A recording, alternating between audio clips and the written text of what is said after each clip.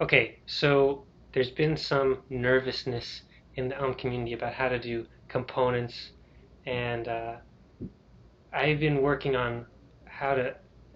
Well, so I haven't been nervous about this. That's sort of the first starting point. Like I sort of knew what my programs would look like as they got bigger, and one thing I've realized is like it's weird that that's obvious to me, and it's been hard to sort of take that knowledge and make it uh, nice and written down in an easy form. So one thing that sort of helped is I've been pairing with people, and as I do that, we're sort of starting to see some patterns of things that just seem like rules that I know that I just assume everyone knows, and so we can start to pick those out. So one of the goals here is to sort of see what happens when we try to make something modular, and hopefully we can distill that into writing as people sort of see what's going on and see what's weird and what's new about it.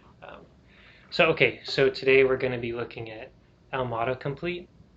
So I don't know, can you, well, okay, I'm Evan. Yeah, I'm Greg, by the way. Yeah, so I wrote this over the last couple months. First in Elm 16, now 17. I've learned a lot from trying to build some kind of reusable component. But as following from Evan's post on a sortable table, I wanted to refactor the API to be something that you can own the state of the component that you're reusing. And I wanted to give some context on like why this one was written in the style. So in the early days, I wrote this thing called the Elm architecture, and at that time, no one knew what the Elm architecture was, Except for you. like me, because I'd seen it in a bunch of programs, and I was like, oh, this seems like a pattern, so I wrote about it. And then suddenly everyone was like, that's a thing, and then they were like, how do you do more of that? So I was like, well, you can just nest it. I mean, that's one of the infinite things you can do, right? Mm-hmm. So that's the one I happened to write about, and people were like, okay, I'm pleased that I got a response to that. And so now we're at the next phase of that, which is like people start doing that and they're like, I don't like it. So it's time to look into the other infinite things, sort of now that we have some uh, experience. So yeah, so this one's neat because like, I mean, just look at this, right? Yeah, It's useful. yeah. Okay. That's basically why I made this. Was I ran up into an issue of I wanted to make a more feature complete editor in Elm, and I was like, well, one of the first things I wanted to do is to be able to do, even just in a text area, some mentions, and that is kind of spawned why I wanted to So make it this one. generalized. Yeah, I want to make a more generalized autocomplete that I could play with. I hadn't made an API before, and Elm was like a great introduction to that with enforced everything. So Okay, so uh, let's not look at this too much. I mean, for people who are watching, it really follows the Elm architecture. There's an init, there's a update, there's a view.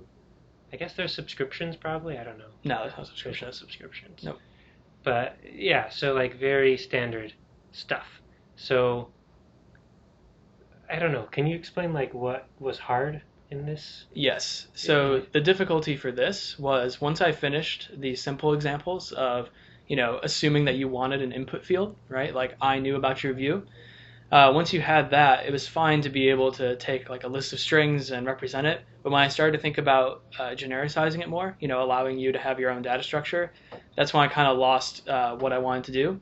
And then I still wanted to do that mentions example that I was talking about earlier, this one here. And this required me to change things to be able to control this autocomplete more, when to show the menu, when to collapse it. It wasn't giving me a view with input anymore. So my hack around that was to expose more functions to change the state of the model, which I tried to make opaque. Well, I did because Elm actually allows it, unlike JavaScript. But because of those things, I realized that I had fallen into more of an OO pattern than I wanted to have an Elm, and I Well, wanted to so figure out how to. let's see how concrete. Like, so there's some autocomplete thing, and Yes, is it like set things? yes, there's like set value, set items, and this is where I realized I didn't like what I was doing. Right. So Um, this is like straight out of the Java hand. So I actually had a professor who worked on Java in some way. I don't yeah. fully understand the whole thing, but he was like, getters and setters were the biggest mistake in Java, and Hmm. I told it. But yeah. So, but essentially, what we've done is by hiding internal structure, the only way to access it is through these Top sort of level things. functions, yes. And so one problem that comes from this is if you want to do any sort of customization, you have to go through this API. If it doesn't give you what you want, you can't do Which it. is limited, and can I just say this is what I've seen when looking at React autocomplete components as well. Well, yeah, it's but usually it's sort of limited. inherent to the model of I hid my information in a box, and I need to take it out of the box to mess with it, and then put it back in the box. But if I ever take it out of the box and don't put it back in, suddenly I have a problem. Absolutely. All And I'm so saying is that's- that I see this in the community very, very often. And so Yeah. even if something is exploring to go a certain way, people are used to this kind of API, which is Yeah. something I'd like to not be used to anymore. Yeah. So, and the thing to note is this is kind of just inherent to an object-oriented style. Like when when someone owns the state, and then you want to own it too and change it, suddenly you have a problem, right? So like the way you solve that between client and server is like if I want some data that's owned by the server, I ask for it, and it's mine now, right? And so there's this clear delineation of who's in charge. And so when you bundle your stuff up like this, that becomes sketchier. So one thing to note is kind of like you can make like because Elm is flexible, you can make the mistakes of old languages. You can still do them if you try hard enough here. And so hopefully we'll end up with something simpler. So the way I want to go about this is this open even? Okay, cool. So let's I should probably make this a different color for people online. I hear light ones are easier to see. Makes sense. Though. We'll see.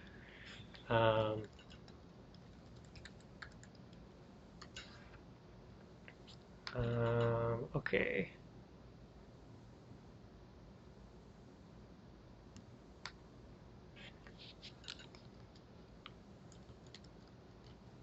So, we're gonna definitely want to view. There's gonna be some sort of model. It's unclear what that should own.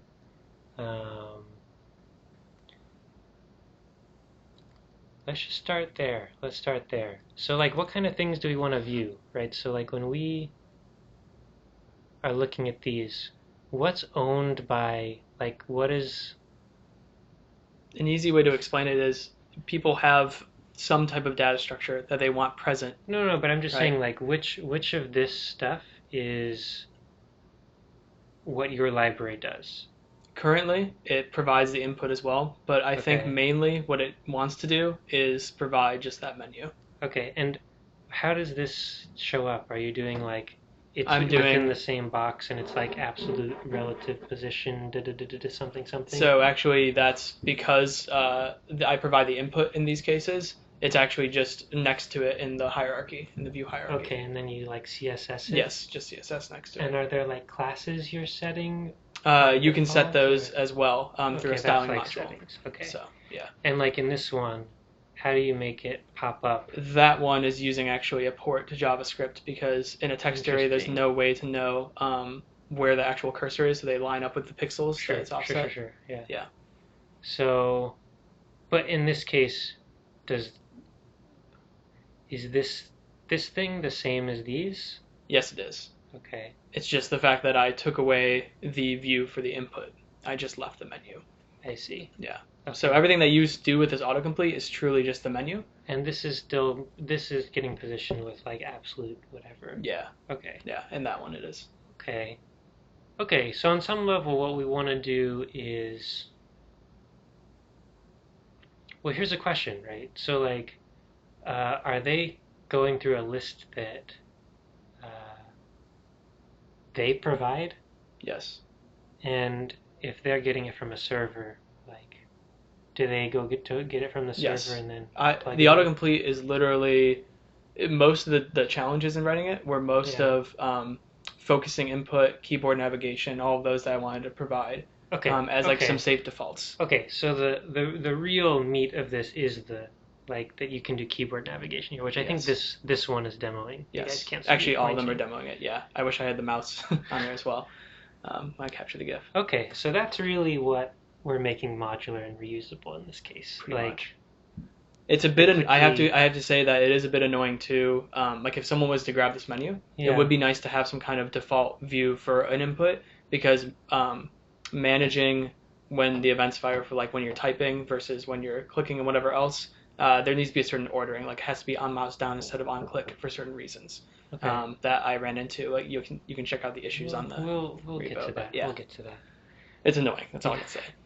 Okay, so I guess we can ask what's in our model.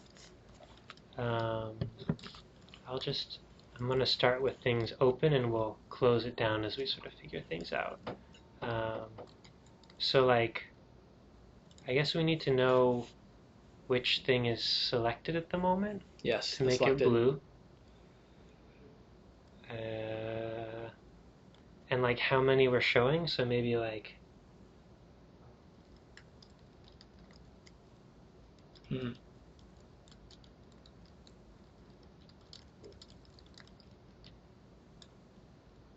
and then right, because what happens when someone's navigating along and new stuff is loaded, right? So they type BAD and then it gets a bunch of like Michael Jackson Results. stuff. Yeah. But they're really looking for badgers and they type the G, but they're on the third thing. Does it unselect it? You know what I'm saying? The current behavior for it now is that it will just preserve the index of what you had selected. So if that loads in, like you'll be at whatever the new index. If there's a filter that keeps getting called whenever the items are updated. Yeah. So yeah, I mean I'll keep you selected on the same area of the menu, but the menu may change the contents of it as you type. What happens when we go to like bad and then I do that? Oh, it actually messes with the thing.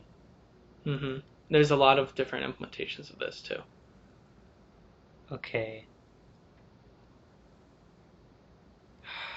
I don't know, man. The challenge of this component specifically is that people want so many different behaviors out of Yeah. an autocomplete. And like, so yeah, keyboard's definitely working here. Oh man, and that's different.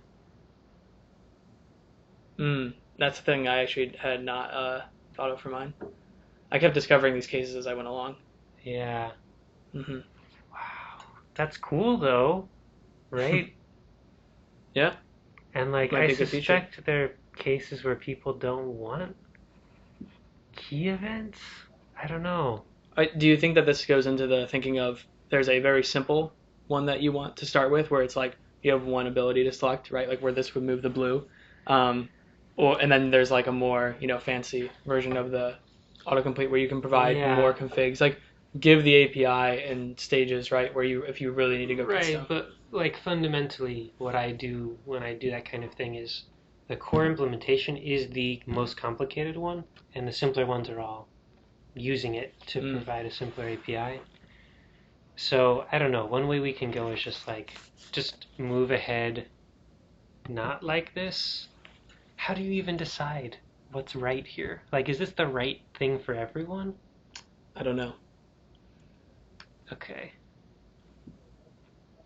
Okay. Well, I was thinking mostly in what people would want for like at mentions. Like when you Right. mention someone, that's a very common editor functionality, and yeah. it'd be nice to. I think that was a different thing because that's like a search result, which Yeah. it's still an autocomplete in the sense that Google was providing, but Yeah. yeah. But like, would there in that scenario, would there be anything wrong with how that was working? No.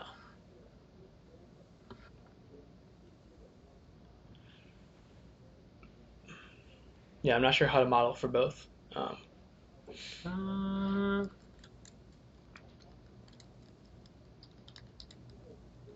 Mhm. right? It's not too crazy. Yeah. Mouse selected means we'll want to track when you leave, Yeah. which might be tricky, but we'll see. We'll see. Okay. And then our view can be like, we definitely want our model. It's going to be producing some HTML and like some message. We don't know what that is yet. and then we'll want. So one of the things that sort of came out of the Elm sortable tables was there's this basic rule in Elm, which is like, or a nice thing that sort of comes from Elm, which is you can cleanly separate your update from your view, right? Your view code is just all the things about viewing, and none of that leaks into your update code. Yeah. No HTML talk in there. So one of the things was like, okay, if we want to configure our view, that should just be view code. So the idea was to have a configuration that just gets passed a view that doesn't appear anywhere else in your program. So if there are config things like, well, I actually want my styles to be this, or I want this to be blue, it like doesn't belong in your model, right? Mm-hmm. You would want to model that as some sort of data, right? So you'd say, well, like, and it's either like open or closed, and that's what you track, whatever. And then based on which state you're in, you then sort of derive your view from that. And that's sort of the basic realization of having a config. So like the idea would be, yeah, I don't know in particular, like what kind of things do you want to configure?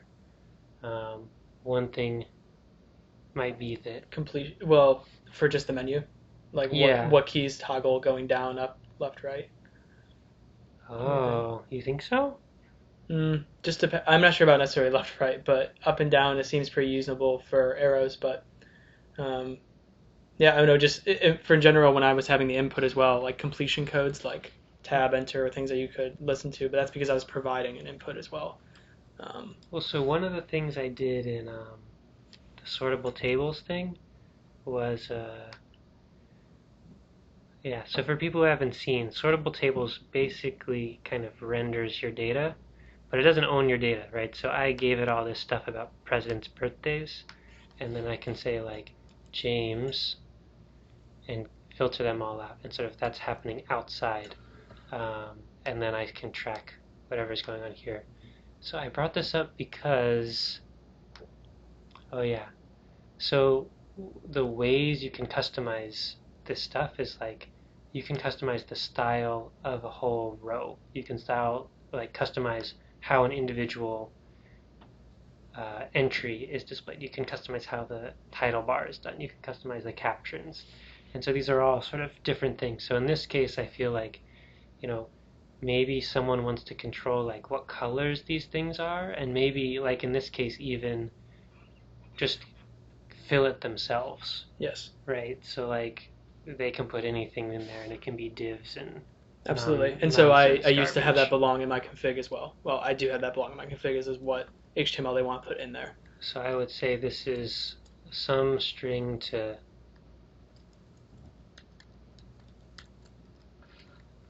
right, so it's weird though, because if they put HTML in there that can produce messages, Mm-hmm. and then you're also doing things with clicks, like what kind of maniac would put like clickable things in a autocomplete? Is there any way to limit that? Oh, there is a way to limit it. We can just say never, right? Yeah. And then they can't do it. But the question is more, is there ever like a legitimate reason to allow that? I can't imagine unless it was an autocomplete where you wanted to like be able to swipe it off or something. I can't think of the UI implications in the future. Whatever becomes popular. Yeah, you can't think of this that. was another thing I realized doing my table thing was like, at some point, you got to write your own thing. Yeah. Right, like what are we gonna do? Support 3D touch in this as well? Yeah. Like out of the box. I mean, Right. just It's saying like it might have different. At actions. some point, your thing becomes bespoke enough that you But if just gotta do it. I like to think of it as if enough people are doing something, Yeah. and it's being reused a lot, then it's worth it to see if that can be explored. But I don't Yeah. think pre-optimizing here with like very Yeah. strange cases is a good idea. But another thing to add to that is like, not every library needs to solve every problem, Mhm. right? So like, it may be it's worth having two separate autocomplete or two separate table libraries, because there are these two use cases that can't be unified in a way that is good for both. Yes. Right. So we'll see if we run into stuff like that. But let's say view entry. I don't know. We'll sort out the names later. Is there anything else we want to customize? Like, how are you drawing the lines between them? Is that owned by the entries themselves? That's a style on the entry. If you provide your own HTML, then you would just write whatever it is. Like, it would control all of it. So if they didn't want the borders between them, they could take it off. What if we make it so thin that they just draw this? Could be. The idea is that I provided a union type to say, here, provide CSS for me for like the menu, the list items. Yeah. And that's what people were allowed to, how they were styling before. Yeah.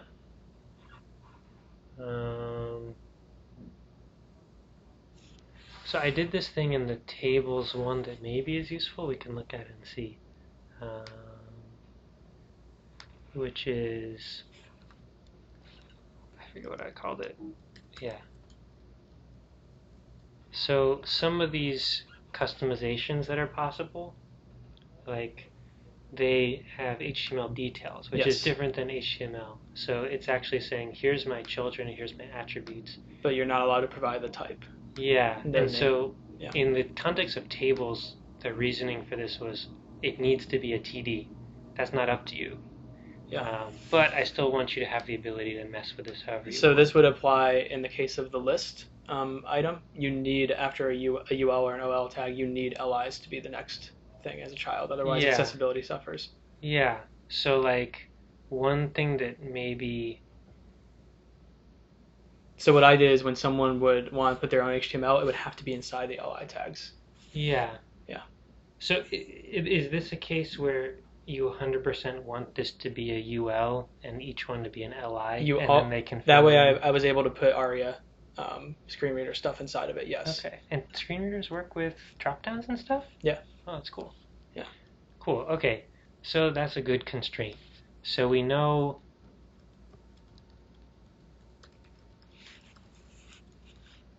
UL, blah, blah, blah. Mm-hmm. LI, blah, blah, blah.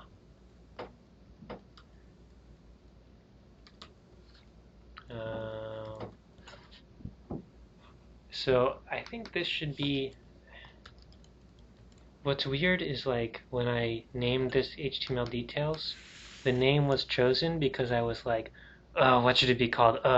And just like thought of a thing. Mm-hmm. And now it's like, are people going to start calling it that? And like it's a pattern now. But if you say it, it seems to become a pattern. But like, yeah. But what in reality is happening is like, oh, I want to... Yeah, so I don't know. We should think about the name more before we... Constrain node. No. Yeah. I'm saying what it is. I'm not saying that should be called. Yeah. In any case, let's just like pretend that exists here as well. So we want HTML details. It can't produce any messages. And... Okay, so that'll mean you can fill your LI with like whatever custom attributes. And this can be like classes and styles. And because we say never, it can't be on something. Okay. Because unless you're on gives you back a never, which no program would ever do that because they don't have enough state. Yeah. So yeah, for people who don't know what never is, it's kind of, let's just do a little digression. So I saw this definition, and this is how it's actually implemented in the core libraries. And then we just expose the type, not the constructor. But another way to say it is like, just give me another never. And so this is like a type like any other, so we could say like, or done, right? So if we want to construct something of this type, we could say done, or we could say like, just give me another never, just give me another. Okay, but if we take done out of this, the only way to construct something of this type is to just keep doing this forever. But the problem is, no program can do that. I mean, you could write a program that constructed this value, but good luck having to go to the next line of the program. Yes. Okay, so basically never is saying you can, this is a value that you can't construct. So it's like, in the same way that unit, there's only one thing that's unit value, there's 0 things that are never value. So, okay, so hopefully that's helpful, or it's more confusing than before, who knows. So we want to be able to view an entry. We probably want to be able to style, we want to set the attributes of the overall UL. Yes. Right? Overall UL and each LI. Yeah.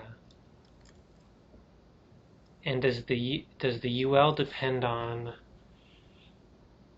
any facts about the autocomplete? Like if like if anything in the UL should change, and I mean I don't know what people necessarily would provide in terms of.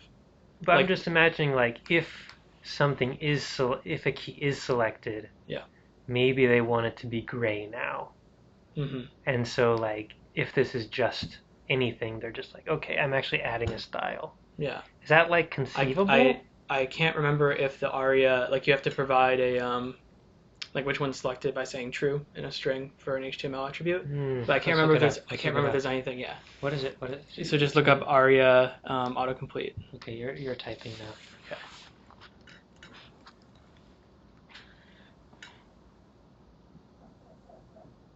Okay. Oh no. Yeah. It's not an MDN.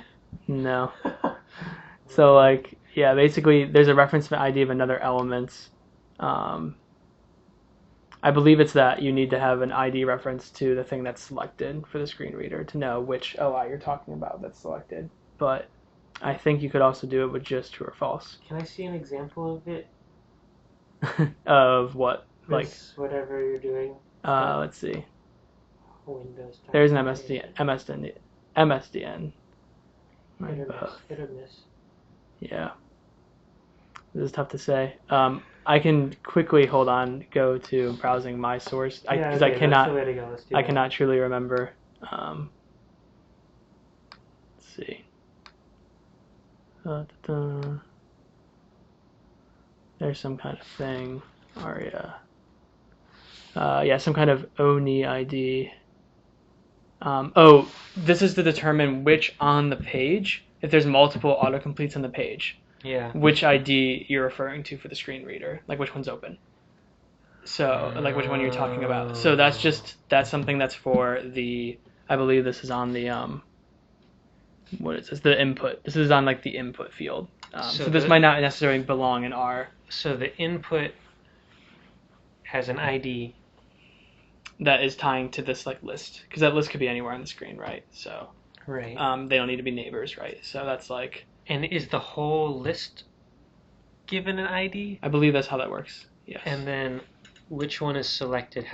So I say the ONI ID, and then I'm saying dash the selected item index of which one I'm on. So it's saying which one should be in this.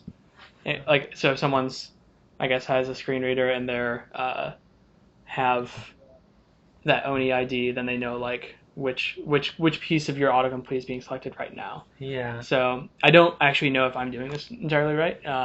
It was working okay when I had the screen reader on, so maybe. But I think okay, but I kind of see. So you set an ONI ID.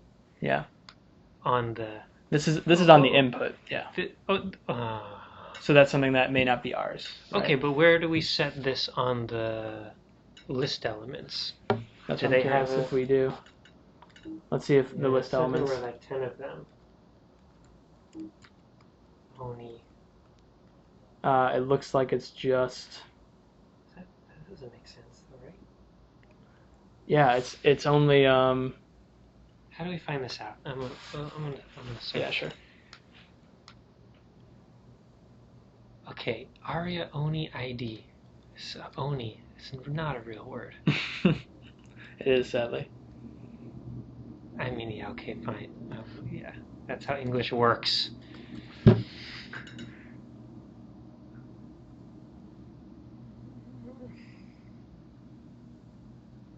I'm pretty sure it was on that first W3 org ugly docs. It says it in here. How do we? Here we go. Aria, is there Oni? Can you see on there? No, these are global state things. Wish we had an accessibility person in here. I really do. I did this in a night on the behest of my coworker. Yeah, I mean, it's smart though. Yeah. Okay. No.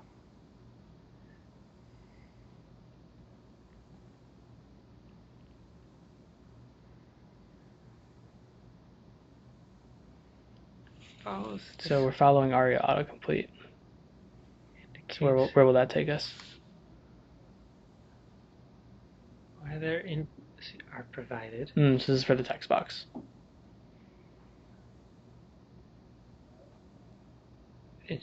Okay, that the autocomplete text is selected. So, oh my gosh.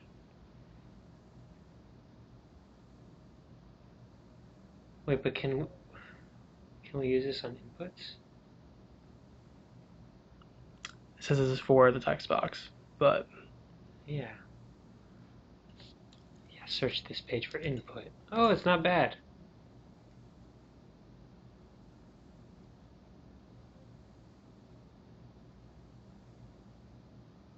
Okay.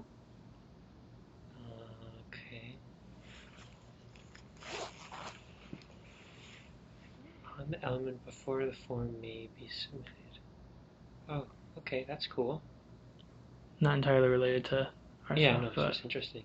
Yeah. Okay, let's search for that.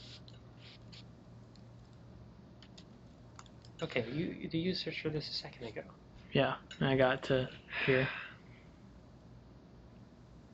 So there is this one of list, right? There's inline, which I don't think is what we're doing. Example. Let's see if this is any good.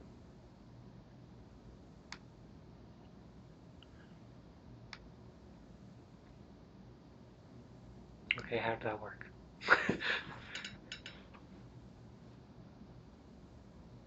This is these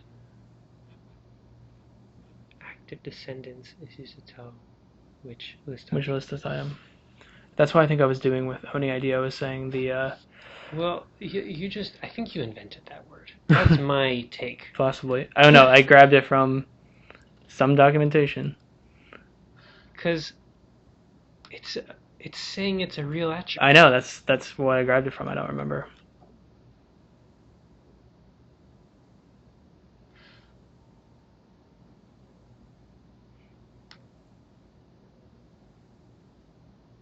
All right, if anyone at Mozilla is watching this, put this on MDN, okay? You guys are good at this. Yeah. Sort it out.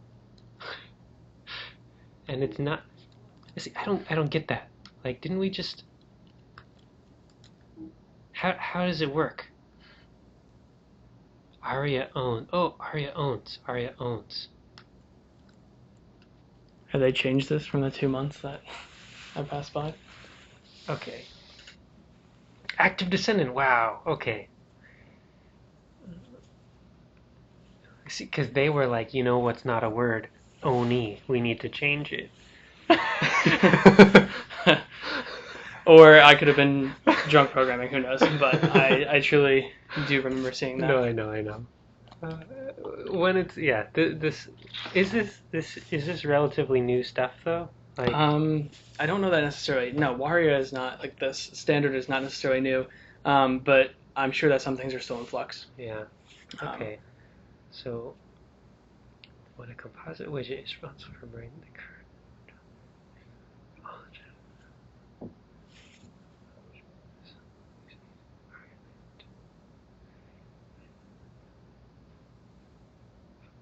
Okay.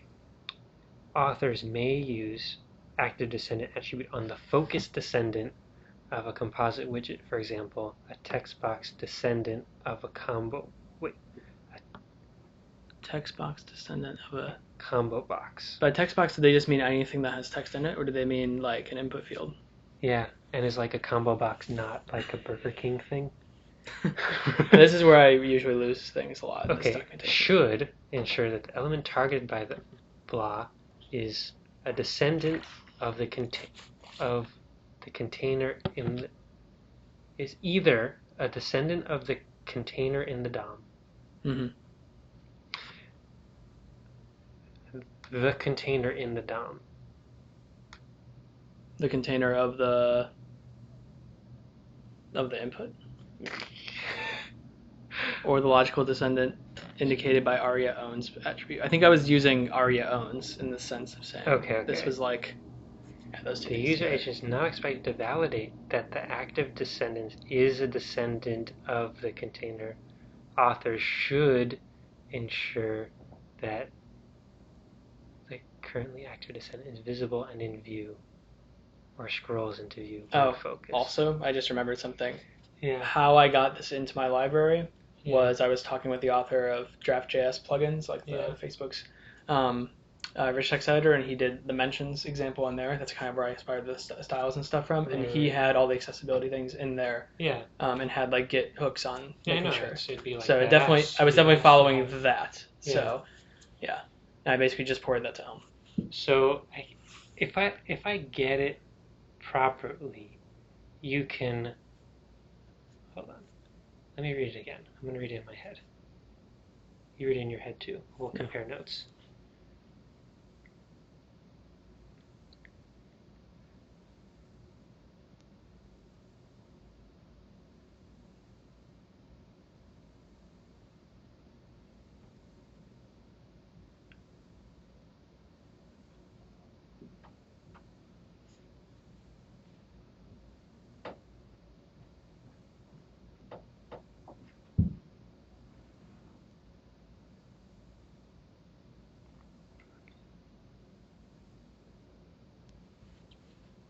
I think I've got it. Okay, and like, what are the values you can give it? Value ID reference. Okay, and Aria owns is ID reference list. Oh, what is? It's like, oh, look, an example for something else. Okay, this is good. This is good.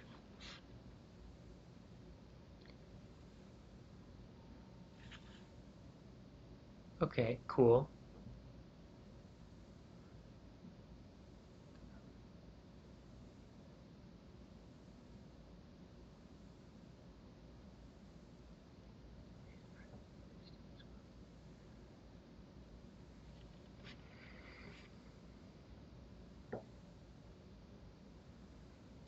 Wow.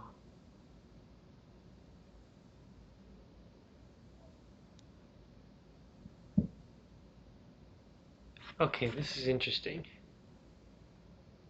Yeah, authors should not, if it's represented in the DOM, don't use it. If that relationship is represented, so if it's like how I made the input and list, I guess. But right. I mean, for it to be owned, what does that mean? What does that mean?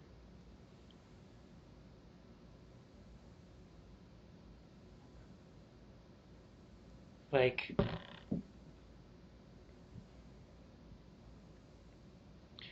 there's an input, that's a node. Yes. There's some parent. And then there's like autocomplete, that's like also a node.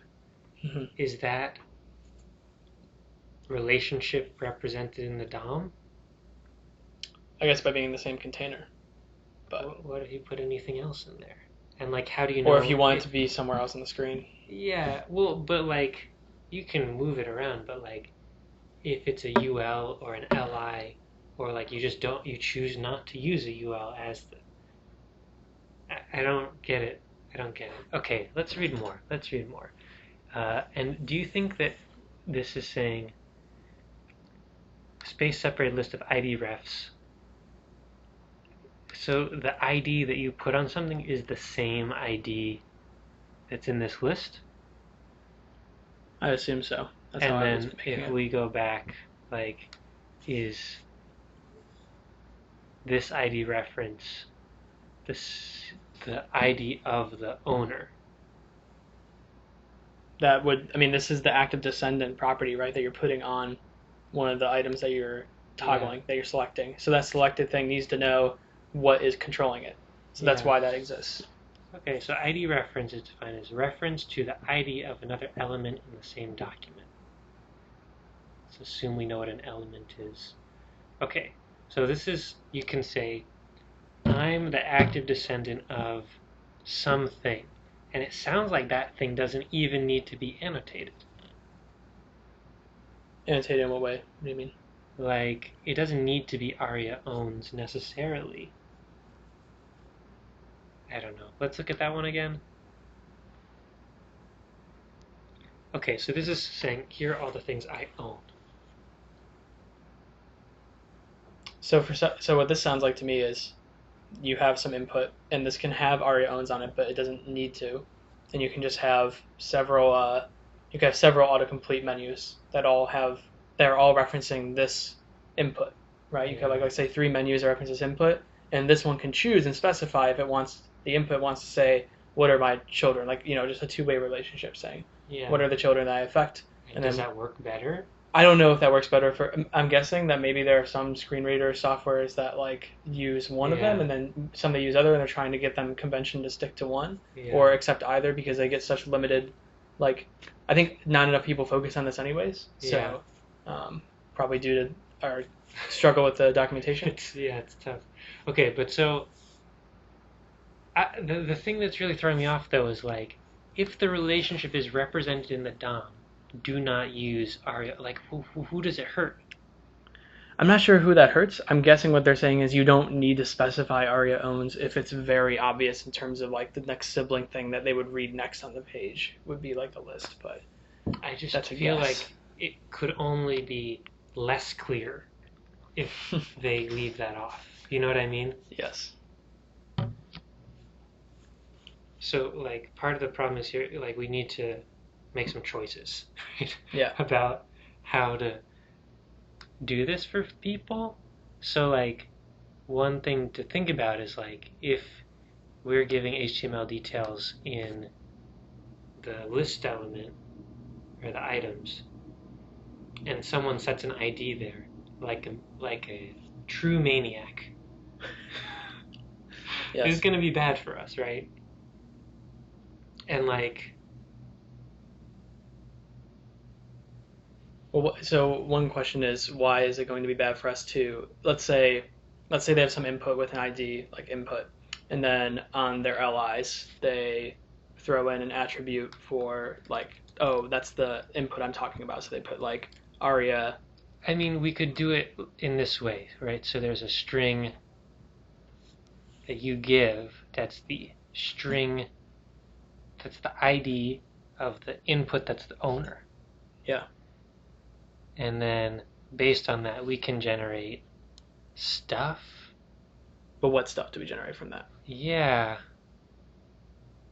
Or do we not make this explicit as ID and allow it just to be an arbitrary data structure that could contain an ID? Hold on. Oh, I can't. Okay. Active descendant. What if it's not active? What if it's just a descendant? I guess you just don't have this property on it. You toggle it? Yeah.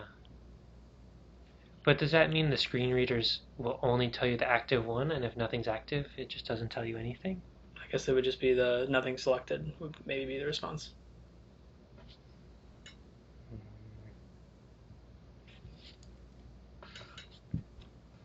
Okay. Well, one way to do it is we'll know which one of these is selected. Oh, we can even give a little boolean to tell you if it's selected. Yeah, we should have that actually. To tell you if it's selected, yeah. Yeah. And then what I was thinking is if we give the ID of the thing, we can always just add this Aria to the attributes, and it'll just like do the right thing. Mm-hmm. Assuming we know what the right thing is, right? And but at least it's a single source of truth, and we're leaving it to the application programmer. Yeah. So one way to deal with this is to say like provide enough flexibility for them to do it as is. And then give them like a default for. Well, like one way is just like release it, and then someone will say, "I need to do this, and here are my production needs," and suddenly it'll be like, "Oh, I now know all the facts that we don't have at this moment." Yeah. Right, and you have their attention. They want it in your library. So you can be like, "Hey, what's this whole thing about who owns it?" And then And you can clear it up and. yeah, exactly, from someone who's like actually more of an expert. So that's one way we can go here. Yeah. Because someone's definitely watching this and cringing. Yeah. That's. Yeah, and we want them to tell us the right thing. Yep. Yeah, maybe it's everybody's. Everyone knows except for us. Totally could be.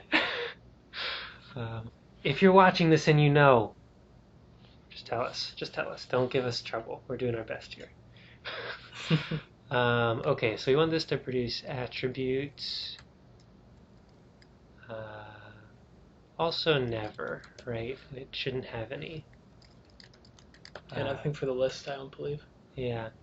And then should it just be a list, or should it, to go back, should it be dependent on this kind of stuff?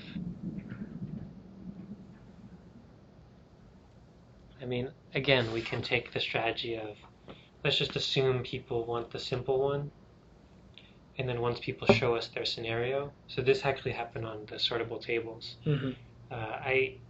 I have never used a table with hideable columns. Maybe I'm just a weirdo. Someone hasn't done a lot of scientific computing or Jira Yeah. work, I guess. Yeah. Yeah. So, yeah. And so I just didn't know. And then suddenly people say, hey, I have this particular use case. And you're like, oh, I can design for that. But if I'm designing for it blind, I'm going to do a bad job. So we can take that strategy, I guess.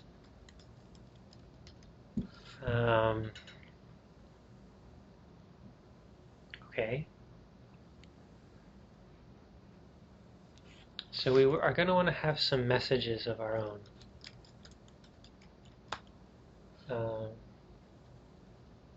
What kind of stuff?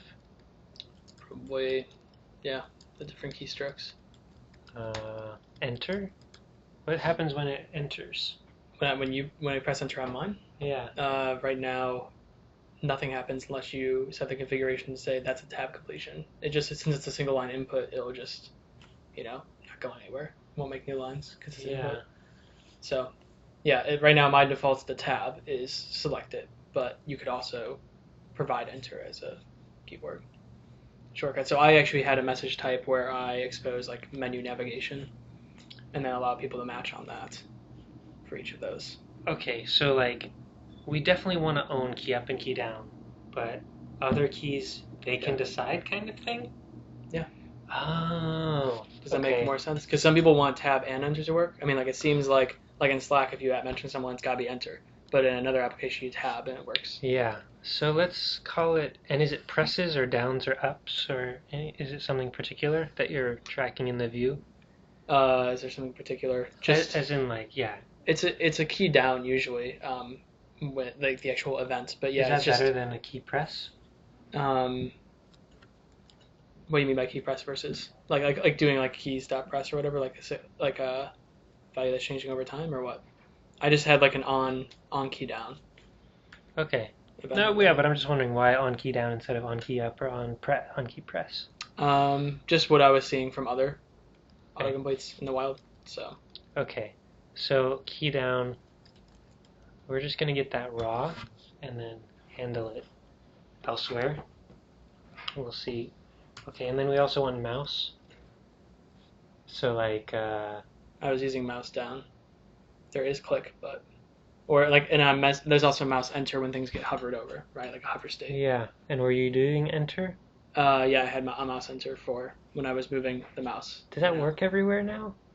I believe so, but.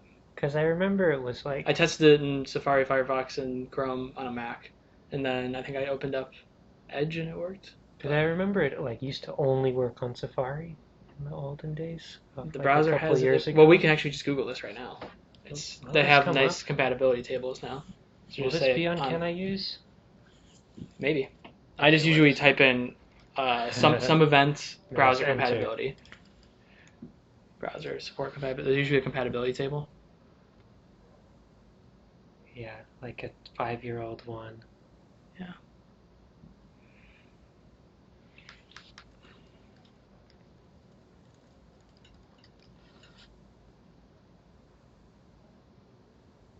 Blah, blah, blah, blah, blah, blah, blah. So Opera no, Internet Explorer since 5.5. Well, That's Opera, Opera no, yes. yes, in parentheses, but not supported for 15. And the Safari, yep. Okay, but mouse enter was the one that always worked, I think. I think mouse leave was the one where they...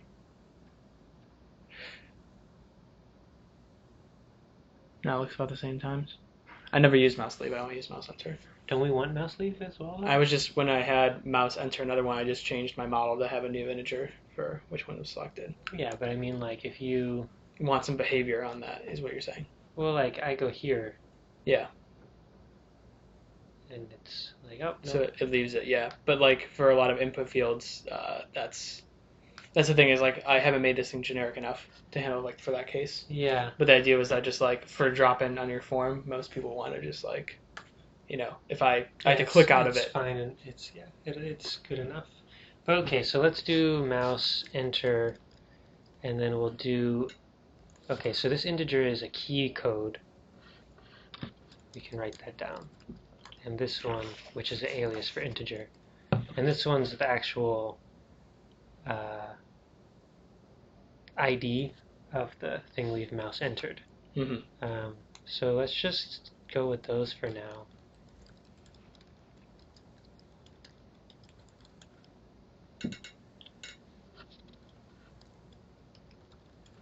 So I'd like you to be able to configure this with like key code to maybe message. You see what's going on here? So like if I want to deal with a message from this thing, I'm going to give it instructions on like, all right, given certain key codes, I want to do other stuff. Yeah. So they can decide if I get an enter or a tab or whatever, I'm going to process this and potentially maybe have a message coming out, right? This is how you're doing your communication, like Yeah. back, yeah. And we can be a little sillier, right? It's not necessarily a good idea. This will confuse people, I'm pretty sure. But like, in reality, that's the type we have. We're just going to produce something. And people can decide if that If has it's a maybe or a list, or that's your own decision. And I wonder if... Now I noticed that you didn't have an update function explicitly in your sortable table. Do you want to explain a little bit why you're approaching it from this angle? Like maybe you'd started like this and then you refactored to... Yeah, so for folks who aren't familiar with that, which is totally reasonable. Yeah, okay, so I have a view. I called it state, but it's the same as a model. An initial sort is your way of initializing it. So I'm not a person who thinks that just because there's a pattern, you should use the same names every single time. And some people are mad about this, right? So they'll say like, hey, that's a monoid. But like, if you call everything an operation, it's just, yeah, technically it is an operation, but it's just confusing. So I try to specialize the names to be sort of more clear. So we have view, we have model, and we initialize it. There's no subscriptions, and the message type in this case is state, right? So I think I can show this in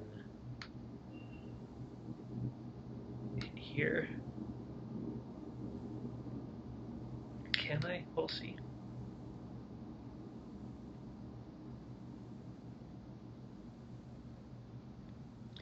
Okay.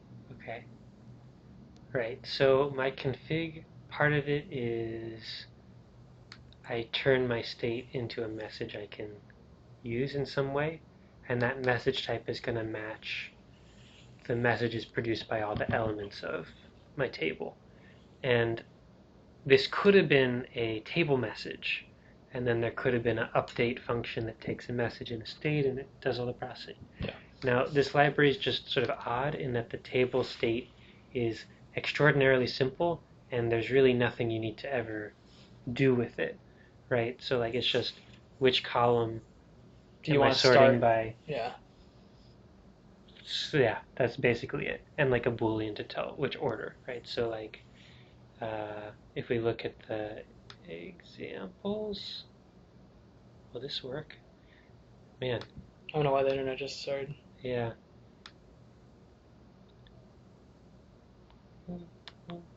But yeah, so this was the code for showing, yeah, like which order Yeah. you're going in and then whether something was selected. Right, so by default it's actually sorted by this column, which is unsortable. But if I select this one, notice I can sort it in either direction. So the only state I'm tracking is like what column selected, is it up or down? And I didn't do it in this one, but there's a way to make it only sortable in one direction. And so there's just like very little information being tracked there, and you don't do anything with it. So I would argue that it's still following the pattern, even though there's no update function. I basically said, why call update message state when the implementation of update is going to be Just here's the message. Here's the whole new state. Yeah. Every time. Whereas in our case here, it's a little trickier, right? So when I click on maybe that's actually causing a bug in the tables. Now that I think of it, there is some bug along these lines. No, that wouldn't make sense. In any case, like when I click on, let's look at the autocomplete examples. Uh-oh. You had it there. Yeah. So like when I click or like press key down, yeah, it's not clear what the next state necessarily is. You'd have to encode a lot of stuff in your view. Yes. And that's just like a bad idea. Yep. Whereas in the table state, encoding the message was equivalent to encoding the state because the state was ridiculously simple. Like I needed to tell you, here's the new column, here's whether it's up or down. Yep. So, okay. So, yeah, and this means we can treat this however we want. Now, it may be sort of like a little too clever. Like on some level, this is actually like a better API. Because it means maybe they want a list of things. Maybe they want, well, is it a better API? They can make it a task. That would be bad. Well, how about this? I'm going to stick with maybe message if you want it to be a list of things. No.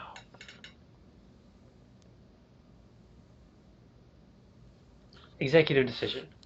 If you want it to be a list of things, that goes in your message. That's your decision. But we're sort of deciding that you need to choose whether or not this warrants a message or not. Yeah, exactly. But at the same time, you then have to process it. So, I don't know. Update. Well, I don't think refactoring this would be too hard either. Like, let's just see what it looks like. I think the example-driven development helps here. Oh yeah. So like at this point, we might have enough code to like do something. Yeah, just do some prototype. Let's do that, I guess. It'd be nice to throw something on the screen for people. Oh, it's not going to work, is it? What? You think we could just like implement? What do you mean, throw something on the screen? I mean, we could have a simple like beginner program and then import something from this, and then have like our own input field, and then see if we can get some kind of at least click behavior to like update our model, and then we can just show it get filled in, and then that way we can evaluate whether or not this API makes sense. Yeah, or we could just write the code pretending that we implemented it. This is true too. I just think you are particularly better at envisioning the end goal. Yeah, okay. And I feel like a lot of web developers need the, like if you watched No, I mean, talk, yeah. showing examples is a better way to, yeah. Okay. Okay, but I want to think a little more before we do that. I'm not forcing you to. Okay, so, so, what are we forgetting, right? Like, this doesn't seem like it's done to me. No, considering our update function is a type annotation. No, but one thing that people have been surprised by is like, you just implement it. That's not the hard part. That nothing of like the design. You just exactly, like this is the only thing that matters, like to a user. And like obviously we can just implement this. Like it's not out of the question. But like, are we actually covering all the surface area here of what we want to expose? Like, so let's see. Let's like, if there's you've accounted for the number that are visible, and that can be dynamic, right? oh, interesting. Maybe should that be owned by the model? I never had. I had that in my configuration. That was static. Yeah. So I had an ability to set visible, but that right there, like set that shows me that it should be owned in the model. Yeah. Because that way, the thing is, I don't know how to limit, like, what are we returning back? We're returning back a list, right? How do we know how far to cut it off, you know? Yeah. Yeah, and you also have this interaction between the view. So if I'm showing 10 things, I kind of want num visible to be here. That's another argument, right? Yeah. Yeah. And maybe in config even, but that seems a little... Well, the problem with config is I'm not sure how to hook up. Like, that's a function that just gets called once, right? Yeah. Like, that's something I don't want to do. Yeah. So I like this in that this means we can, based on... Oh, our view function's wrong. We need... yeah, this is important. Okay, hold on. A list of A.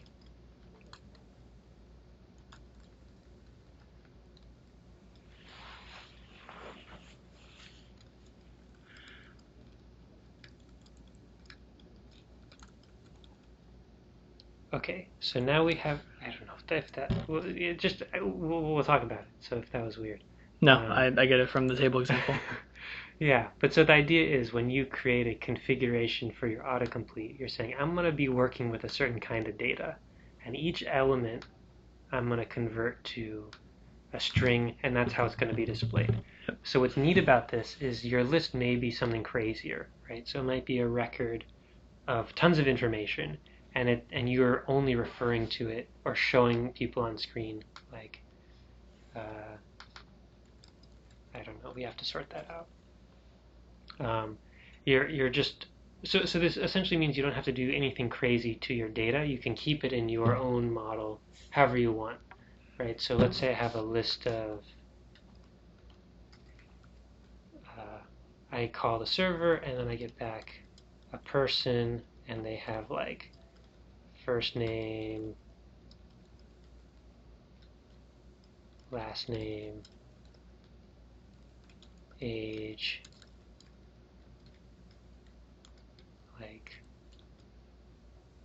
like sunglasses, so we know which ads to give them. Yeah. I don't know if everyone else sees sunglasses ads but doesn't care about sunglasses. We're just helping people spy for us. But okay, so you may have in your model like a list of person, and the typical way to set these things up is like you give that to the autocomplete and it like owns it now, or you extract all the names and you give those to the autocomplete. And this is where the limitation lies. Yeah, this is where things get crazy, because like you add a new person to the list or you take someone out, you're like, oh, like this person's no longer in the chat room. Now the autocomplete is autocompleting people who aren't there anymore. Yeah. So anytime someone changes that list anywhere in your whole application, in your whole company, like you have this potential for a synchronization error. Yep. And the way to solve that is like, don't copy the data. Don't create a chance for a synchronization error. So that's what we're giving that list explicitly. You own it. We just look at it.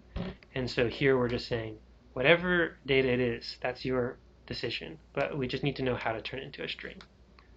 And then from there, we can do our li and all that kind of stuff. You know, we could even do this. That way they can work off of the full data for... Yeah. That's far better. I was curious why you wanted it to become a string for to name, because like when people want to be able to have their own HTML element below li, it's not just a string. Yeah, it's what my examples are showing, but that's not. Yeah, I wasn't thinking of this scenario, right? Yep. Okay, but did you have that in your mind and you just weren't saying it? You were keeping it from me? Yeah. Man, don't do that. Okay, that's better. Okay, we still need the model. I kind of like calling this like state though. I don't know. I'm not decided on that. Right? Like I kind of like making the distinction of like, as an application developer, I have a model of what's going on. And in that model, there's like table state, there's autocomplete state, and that's sort of managed by... Not by me, not by my app. So like in reality, it's all the same conceptually, but creating that, I don't know, it just feels a little weird saying like, what's my autocomplete model? Yeah, because it should be opaque. I mean, we are modeling the autocomplete. Yeah. But I think of that as a verb, and I think of state as something of what its current being is right now. Which is why I like it for application developers. Like, you have work to do here, and it's called modeling. But this can be done feasibly. Yeah. So I think state for this does make sense. Okay, so let's go with that for now. And okay, so how many to show? Amazing names.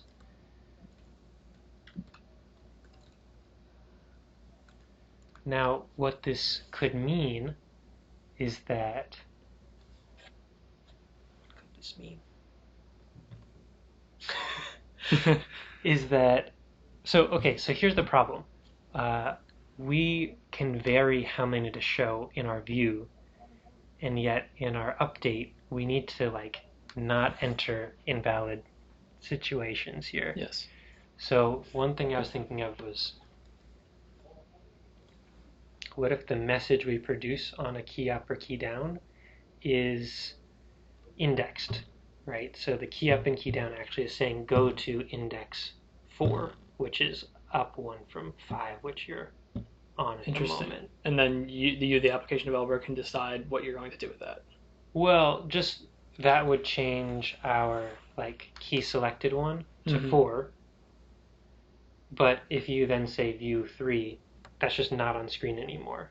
Yeah. So it would necessarily like... I just bounded, like I just did a min and max like for the current size that they put in. Yeah. That's how I was handling it. Well, but the thing is, they then have to match this in their update and their view, which is not ideal. Yeah. I mean, it's a vector for bugs. Just don't let people do that. So that's one way to do it. What problems can come up, though? Like, is there a way to get a key, get the event?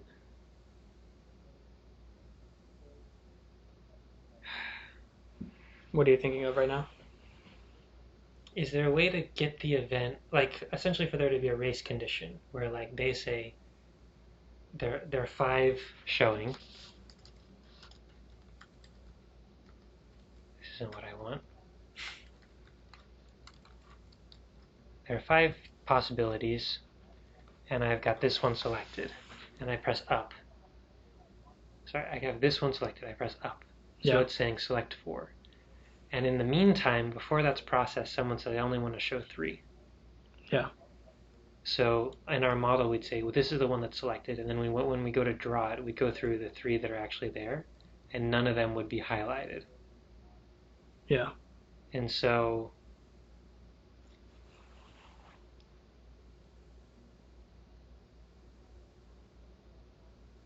oh, but the key down and key up are for the whole, they're for the UL, not for the individual items. Okay, so that kind of makes it easier. Yeah. The mouse enter is the only thing for the individual item. Yeah. So a mouse enter should just mean that once you've entered that LI, that gets some kind of hover state, whatever. And then the key down is, yeah, just like navigating the menu that is there. Okay, so on key down. Let's just pseudocode it for now.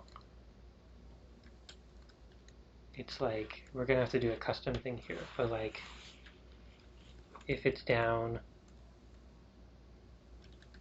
At this point, we actually know how many to show, right? So we know if nothing's actually selected.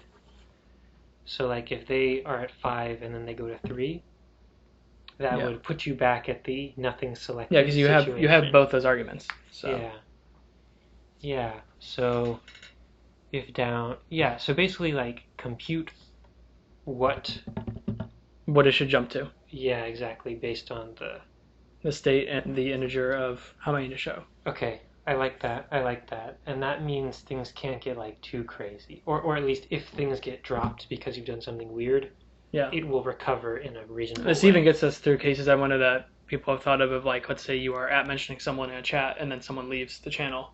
Yeah. And is that responsive right now in all of apps? I don't know. Like, I think that's probably a source of many bugs. Oh shit. But this will solve that, right?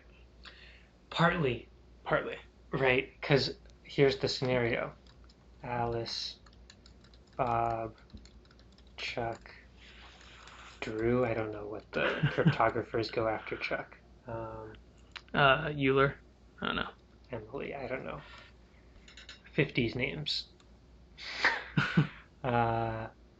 So like I'm selecting Drew. Bob leaves. Now I'm looking at it, and now I'm selecting Emily because it's the fourth one. Mm-hmm. You were selecting Drew, and now you're selecting Emily. Yeah, so that's probably exactly what my autocomplete does right now. That seems wrong, though? That seems wrong when I think about it that way, yeah. Because you should probably still be on Drew, right? Like, it's more about what you were selecting rather than what position you were selecting. Yeah. So what if we... So one way to do it is to go back to this to name thing. Having some property match on that's not just index, right? Yeah. That's what we need. We need some other meaning. Yeah, and then when you go to Alice, it's like, oh, you mean that Alice. I do believe everyone would have some form of identification for their piece of data, right? Is that unreasonable? I mean, in a toy thing, it's perhaps unreasonable, but in a real thing, like, they're probably users, like if they're chatting in your chat app. Or even if it's not a user scenario, if it's like a query of some kind, like you always have some kind of string. Like an autocomplete that shows you tomatoes twice is kind of a weird autocomplete. Yeah. I mean, wait, is emojis still in a string, right? It's a Unicode character. Yeah, it's Unicode. So it's fine. Those are unique. So this would be like to ID, and then instead of tracking by index which one's selected, we can track by ID. Yeah. Should we alias string it all to an ID? So I usually don't. Right. I don't know. Maybe this is an interesting digression, but like, I tend to find it to be pretty confusing in small chunks of code, just because it's literally the same thing, right? So like if I go to char, there exists this key code type alias, right? And that actually came up in what we were writing, like, hey, this should be a key code that we're getting, but to someone that's not familiar with that, it's just like it's like it feels like it's a new thing to learn, and there's a new API, but really it's just you go and you look it up and you're like, oh, isn't it? Yeah, exactly. So I find it can be confusing sometimes. Gotcha. But I don't know, best friend. I don't know. Don't. This is not the official thing. We'll make decisions about this later. Okay, so keys down is going to tell you what it wants to be the thing. Key up. No, we just want like change to a new one. Yeah. And then we want. Should mouse enter become like hover as well?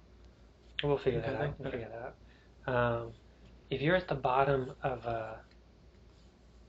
one of these things, and you go down again, what happens? I think that there are some out there that escape. Yeah, I think that there's. What does escape mean? Meaning like maybe the menu goes away.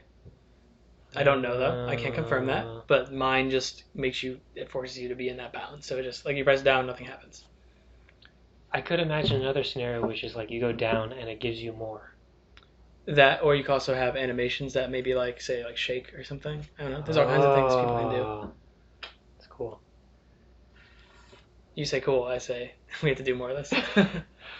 No, but it's a good answer in the sense that like that's a way of customizing that we should take into account. So I guess the options are like you hit the top and you hit the bottom, and in both those cases you maybe want to do something different. Mm-hmm. Right? I think so. I think, well, wait, could we make that more generic with like a certain, like we don't have bounding index anymore. We don't have int. Well, like, but we do. Well, we do have int for, okay. Well, couldn't they just know what their max size is? Because that's the how many to show, right? Yeah. So do they need a certain, like. Well, but I'm just imagining like went too far, right? And they need to figure out how to deal with that. Went too far. Mm-hmm. It's like, it's your move, buddy.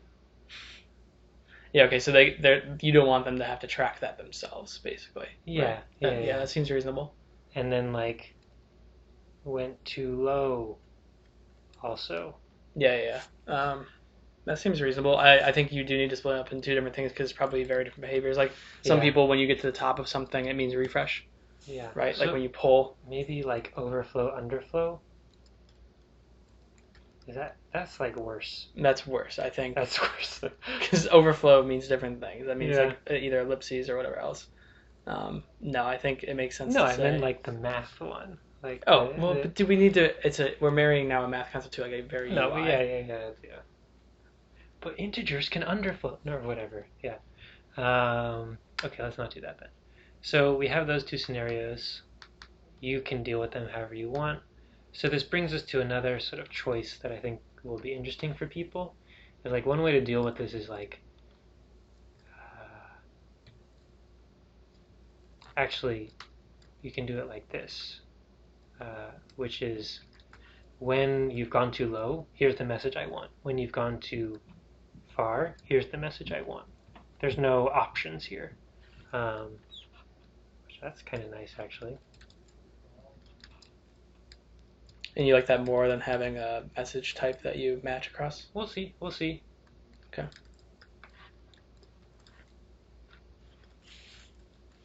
Blah, blah, blah, blah, blah, blah, blah. So in the case that we receive this message internally, change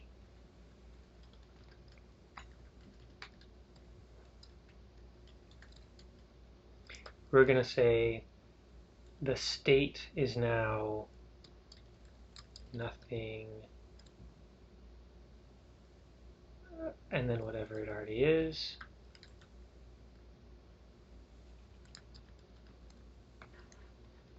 And our message is going to be went too low message. Yeah. And this probably needs to be a maybe. And to explain, he's doing a positional constructor of the state, if you hadn't seen that before. Yeah. So if you want to write it friendlier, it's like, I want to not call this key selected anymore. Is that a better name? Probably not. It's good for now. I know what you mean. Yeah, so this is the same thing.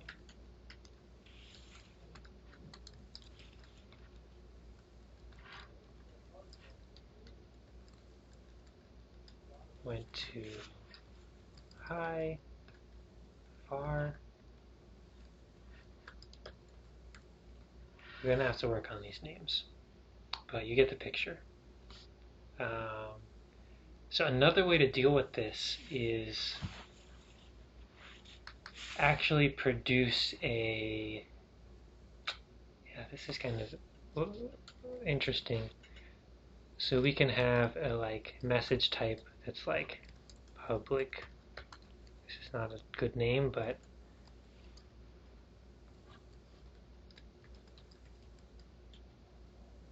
of just like messages that you have to go and deal with. Yeah. Right? So like key something, right? Yeah. And fundamentally it's the same. So that would mean that we no longer do this, and instead we turn a public message, and then you handle that however you want to handle it.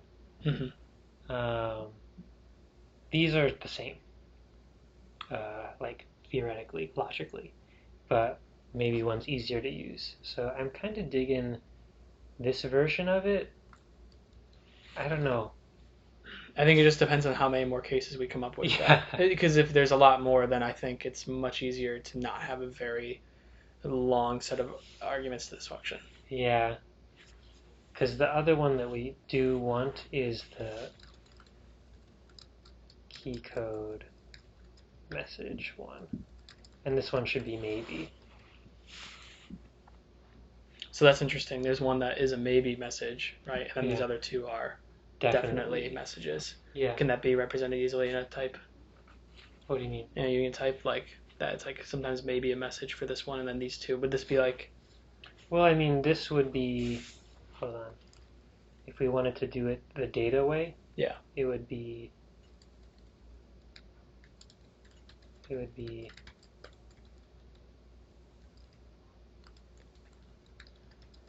Too low, went too far, or can we do a maybe there? Well, I would do it this way. Like key code. Yeah. And then you just do whatever you want, right? There's a key press here. You should know about it. Mm-hmm. And if we want to be like, we could provide some filter here that means this is reduced. What exactly do you mean by reduced? Like, oh, like that it only tells you about certain things that you care about? Yeah. Okay. Or like we could also configure this to, take a list of key code A. Oh geez, what did I do? And then whenever I see this key code, I'm going to do a key press of A, and if it's not one of those things, we don't produce one of those things. Yeah. That might be useful. But that, like, is that better? So yeah, I don't know. Let's stick with this one for now and just like see, because kind of what we're doing here is shuffling where the code gets written. Basically, the right thing to do is for it to be data, and in this case, we're sort of just like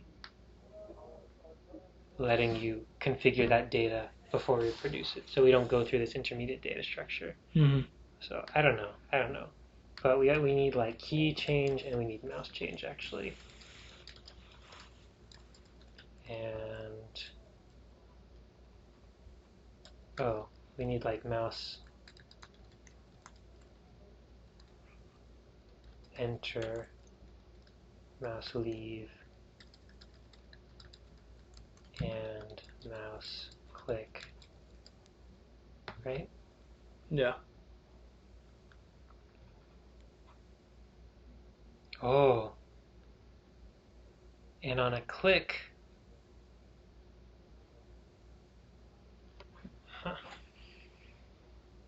And I click what? well, they need to know which one you clicked. Do they also need to know? Well, yeah. but not necessarily for mouse enter or leave. Or do they need to know when you've entered or leaved, or like you're just animating the thing that you've entered or leaved? For click, you want some kind of notification, right? Well, like something has to happen, right? They need to know, oh, you selected Alice. And we don't own who Well, here's Alice another is. thing. Here's another thing. Don't they need to know what it is you've entered as well? Because, like, for instance, in the one example, if we alt tab back here, as I change the selection, the background of this autocomplete changes. Yeah. Mouse enter. Oh no.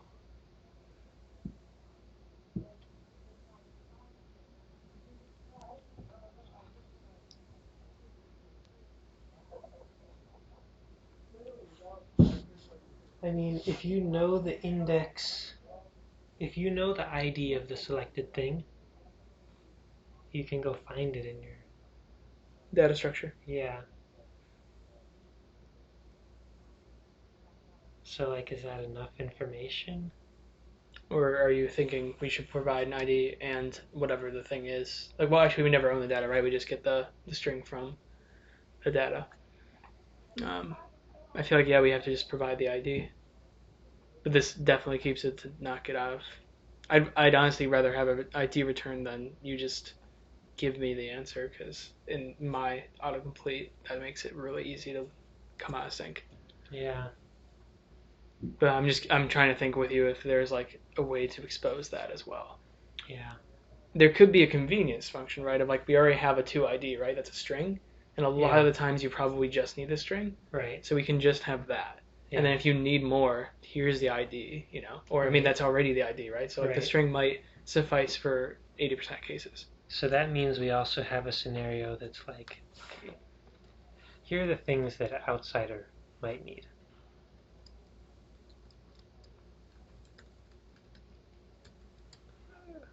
Too far, too low, too high,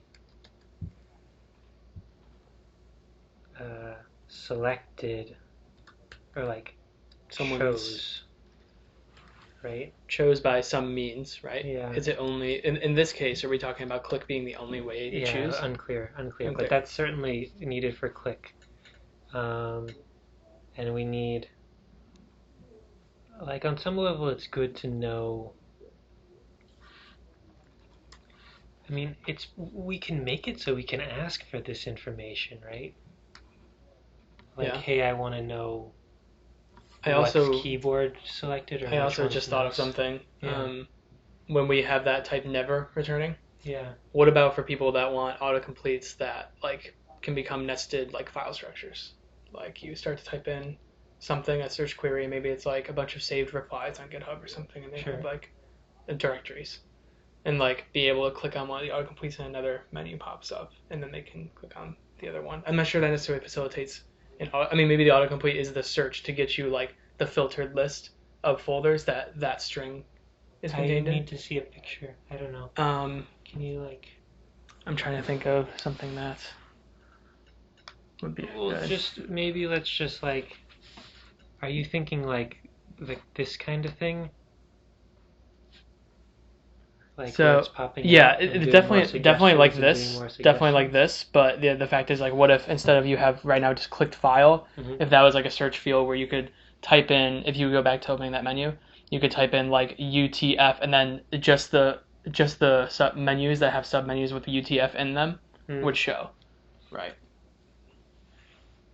Like something that basically the model of that, like whatever's being typed in that box, is filtering what's in the top list or like the second list, or just filtering argue that's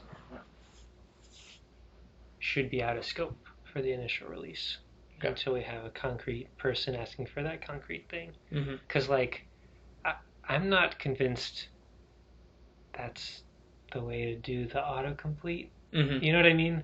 Oh no, I know that's also a product question too. I'm just saying it's a like I would just consider it because I've thought of things before that have used that.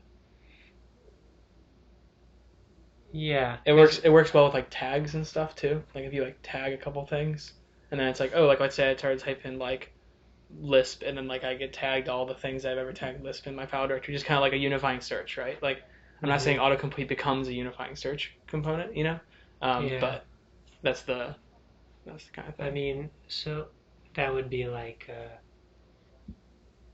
well, but in that world, you want your navigation to have a left and right, so you can like. Exactly. So I mean, this is expanding it beyond the up and down, but I'm not sure if that's like an autocomplete.fancy or if that's a completely different use case. Like, let's talk about a new like view, right? Because that's a file browser, right? Like, is that a different thing than an autocomplete? And should we have a different? I would say that if we have that very generic thing, we can implement this in terms of it, and I bet we can even create this API almost exactly with it. That said, I don't want to do it right now. Yeah. I get that. Yeah, and you would just, instead of giving it like a list of data points, you'd have to give it like some custom tree structure, right? Like,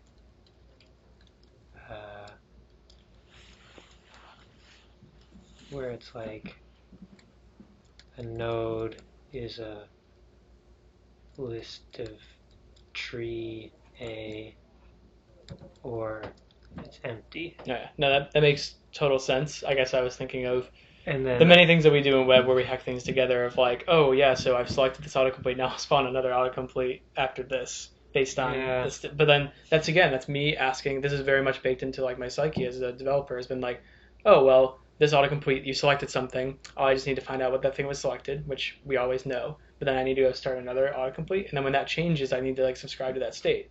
Like, and that's immediately like my thought is like to go to that rather than back to like my CS roots and go, oh, it's definitely a tree. Yeah. You know, because I want to just reuse everything. Yeah. But it doesn't necessarily make sense for this case. Yeah. So I'm happy about. I mean, and I wonder if we did use this tree structure, could we then reuse this code as maybe because it could just be a one-level tree, right? So it's interesting. But I think right now it isn't. That's an implementation detail, right? Yeah. So I think that will be opaque to users, and we should come back to it. Okay. So there's choosing. We can let people ask what if there's anything that's keyboard selected or anything that's mouse selected. So like one thing I noticed here was like it does both, right? Yeah. And then like, which is something I honestly don't see all the time. So it's definitely like probably a good feature of Google's. Yeah, I mean like I bet you don't see it because it's like hard. For a lot of, I would guarantee that. Well, I would say more that there's not enough people that have built it to be something that's reused, and also like, and so people usually don't want to put the time in to do it themselves. Yeah, because this is like kind of crazy on some level. But if you just like have it, then you'd be like, oh, whatever, it's fine. Yeah. But I noticed they use the keyboard one, not the mouse one, which is interesting. So like, if what do you mean by use the keyboard one? Just which one they give the selected color? Well, no. So like, to fill in. Yeah. I see. Interesting. Which is kind of neat. Like, it makes sense in the sense that I'm typing and then I go to this one and then I want to like continue. Yeah. Oh wait, now what did it do when you selected down and then you started typing? Did it bring you back to the top for the blue? Yeah. Yeah. Is that also usually desired? I mean, we can have some functions that are like we need a way to make the initial state, right? So that would be like the initial key selection and mouse selection? It could be that. Or just the key selection that we always default the mouse selection to nothing? Yeah. But I mean, another way to do it is to give limited options. Say like, you are allowed to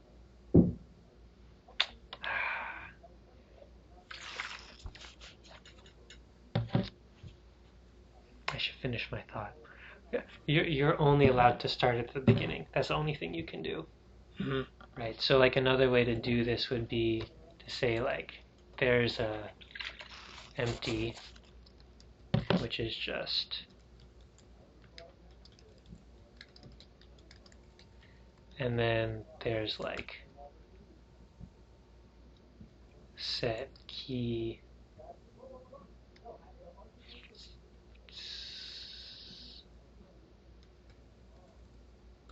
there's this. And what we just piped these.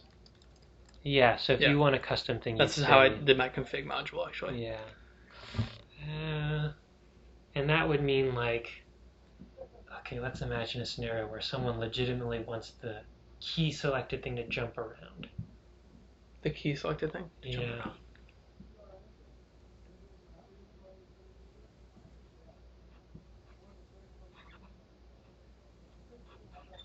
Sounds awful. Yeah, it does. But my other question is, what do you mean exactly by key thing to jump around? Like, they want to be able to just explicitly start the state over at that? Yeah, like I'm here and I've got the third thing, and they just like move it. Probably like... It sounds bad. It sounds like bad product design, because even if I'm trying to think of another place in my app where I'm like, oh, change my...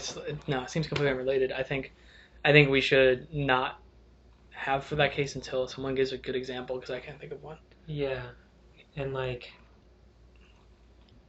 So does that mean we want to explicitly... Wait, what happens when... So that's interesting. When nothing's selected, the top one's selected. When nothing's selected, the top one's selected. Right, I didn't do any up-down. I just typed the letter A. Yeah. And like... Well, that makes sense. Sometimes you just want to go to Facebook, you press F, enter. Yeah. So what if you're only allowed to go empty, and what empty means is the first one selected? Okay, so that's actually not always good, because we have, like, for instance, maybe you have an emoji inside a Slack channel, and then you don't want, like, just because you typed it, you're trying to get out of it. It's like you maybe don't want the first one selected. You want no, I'm selected, so you can type colon maybe, and then type colon again, or type colon and then something else that's not. Well, but I mean, like, the fact that I typed A doesn't preclude me from typing colon. I can keep going. It's just like if I were to press enter at any moment, it would just do that one. That's the top one. Yeah. So it's more saying we can just give the ability to go back to the top by letting people have like access to change the state to that. Yeah, only back to the top. Yeah. Because any other state makes little sense. Yeah. Do we want to keep empty as well, just because sometimes people want like? Well, yeah, no, selected? Empty definitely needs to exist because you have to have your initial state, right? Yeah. So I would say this one would be a state where key is now nothing and mouse is whatever it was before. Mm-hmm. Yeah, because you don't want your mouse to be reset. I can't think of a time. Weird. That'd be very weird. Yeah. Okay, I like that. And nothing now means top. Yeah. We're just making that decision for everyone. Hope you like it, everyone. But, just tell us if you don't, and then we can change it. That was really not a thorough change at all. No, but I mean, I feel like we made a good choice there. But we'll see when all the case we didn't think of. That's me, my job every day. So what's left? What's left? Implementing everything, of course. Well, is there anything else that needs for an API? Yeah. Let's save that. I'm digging this model section. Whoa, model section or state section? We know. I'm only kind of jesting you with it. I don't know if people... I guess people do read my source code or something. Yes, they do. But, like, conceptually, when I write Elm code, just no matter what, I'm going to start with model, update, view, subscriptions, with my, like, big old headers and far too much white space. Yeah. Or should I say, a appropriate and worthy amount of white space. But yeah, so I'm going to stick with that. No, yell at me on Twitter or whatever. Okay, so we need to make these choices. So when they choose click, that's easy, because it's just like, what did you click? If they press enter,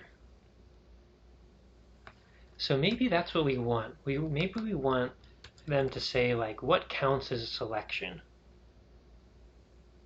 Yeah. And so I had them provide me a list of things Yeah. that were key codes that counted as selection. yeah, And I always assumed that clicking was selection. I don't know if that was a reasonable assumption yet, but no one's complained. what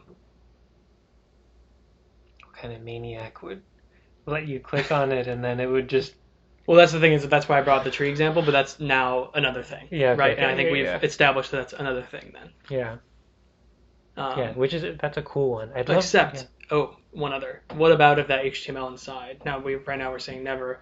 Instead of another tree, has some kind of like, you can. There was a smiley face in that example, right? Like we all tab, Yeah. and there's that smiley face. What if I click that smiley and like the hearts get bigger or something? Like the heart eyes get bigger. I'm just just trying to break things here.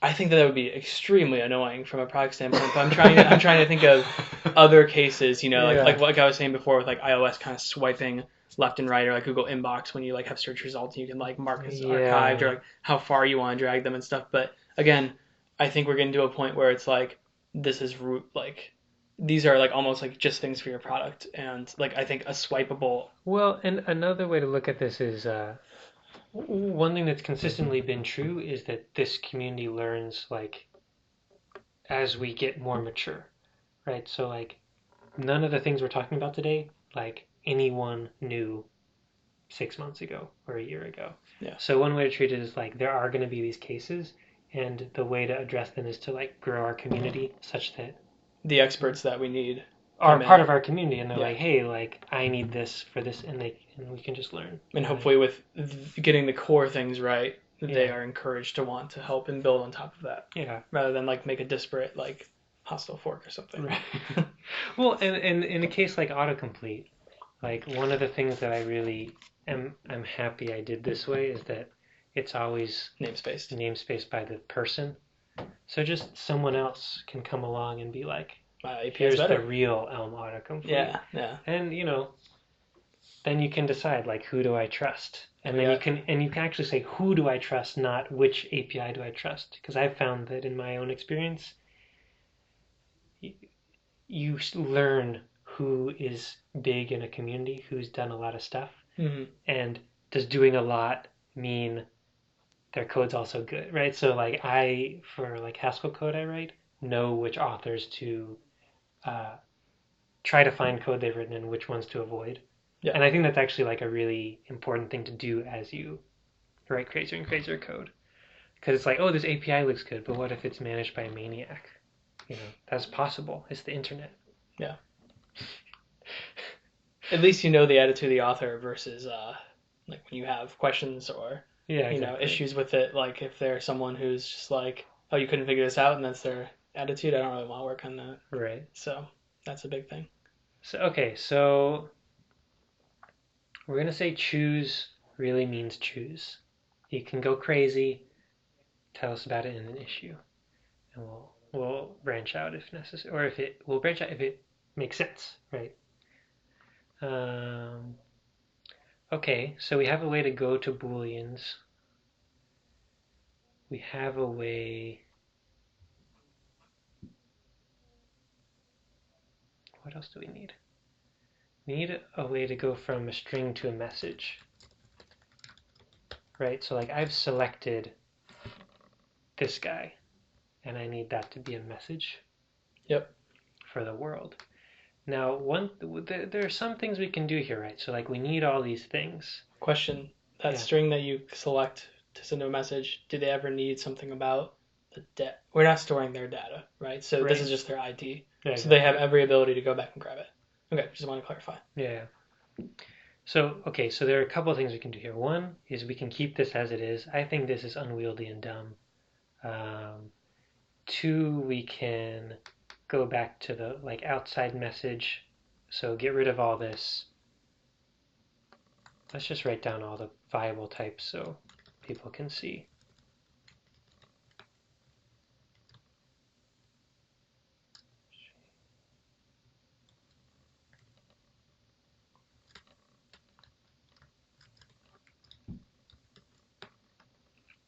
Right, so in this case we still need to tell it which key codes are legit. Yep. But we then can process this however we want. Another variation is to provide another config thing that's like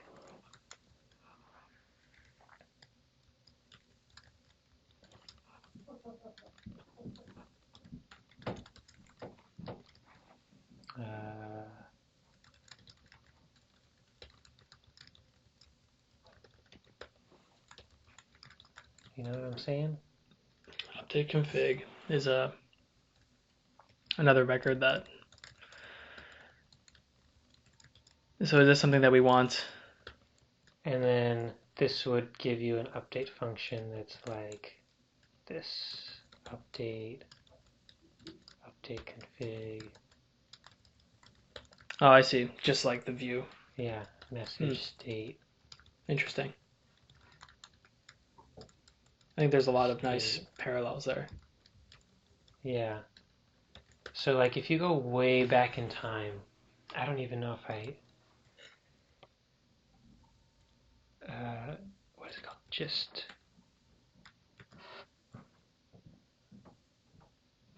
like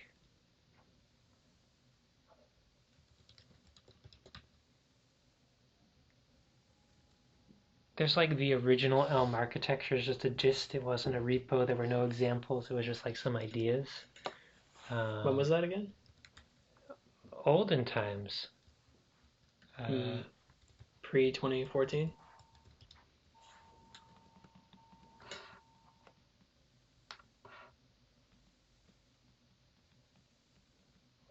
Oh, that's when I made a thing.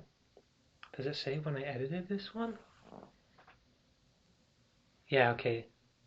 I think this is like the... Yeah, man.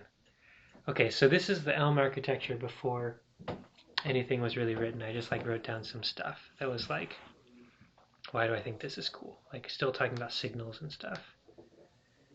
Yeah, and it's like assuming you have a single fold P and you merge everything into it, aka like the current setup for all applications. Yeah. But that you took away from us, yeah. You dictator. I know. Maybe it's not in here, but like one of the very early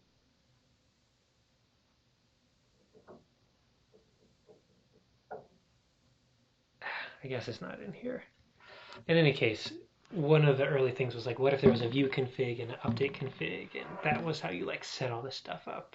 Yeah. So like these ideas have like always been there, but have been kind of pushed out in favor of other things. Well, not necessarily pushed out, but just like not good enough to really be talked. You know what I mean? Like this level of complexity is like more. Yeah, it's more than what you need to do. Like pretty much this entire video is like things that you should probably not be doing for your project. Well, yeah, that's right? that's something. Yeah, that's something to note. Yeah, that we haven't yet really.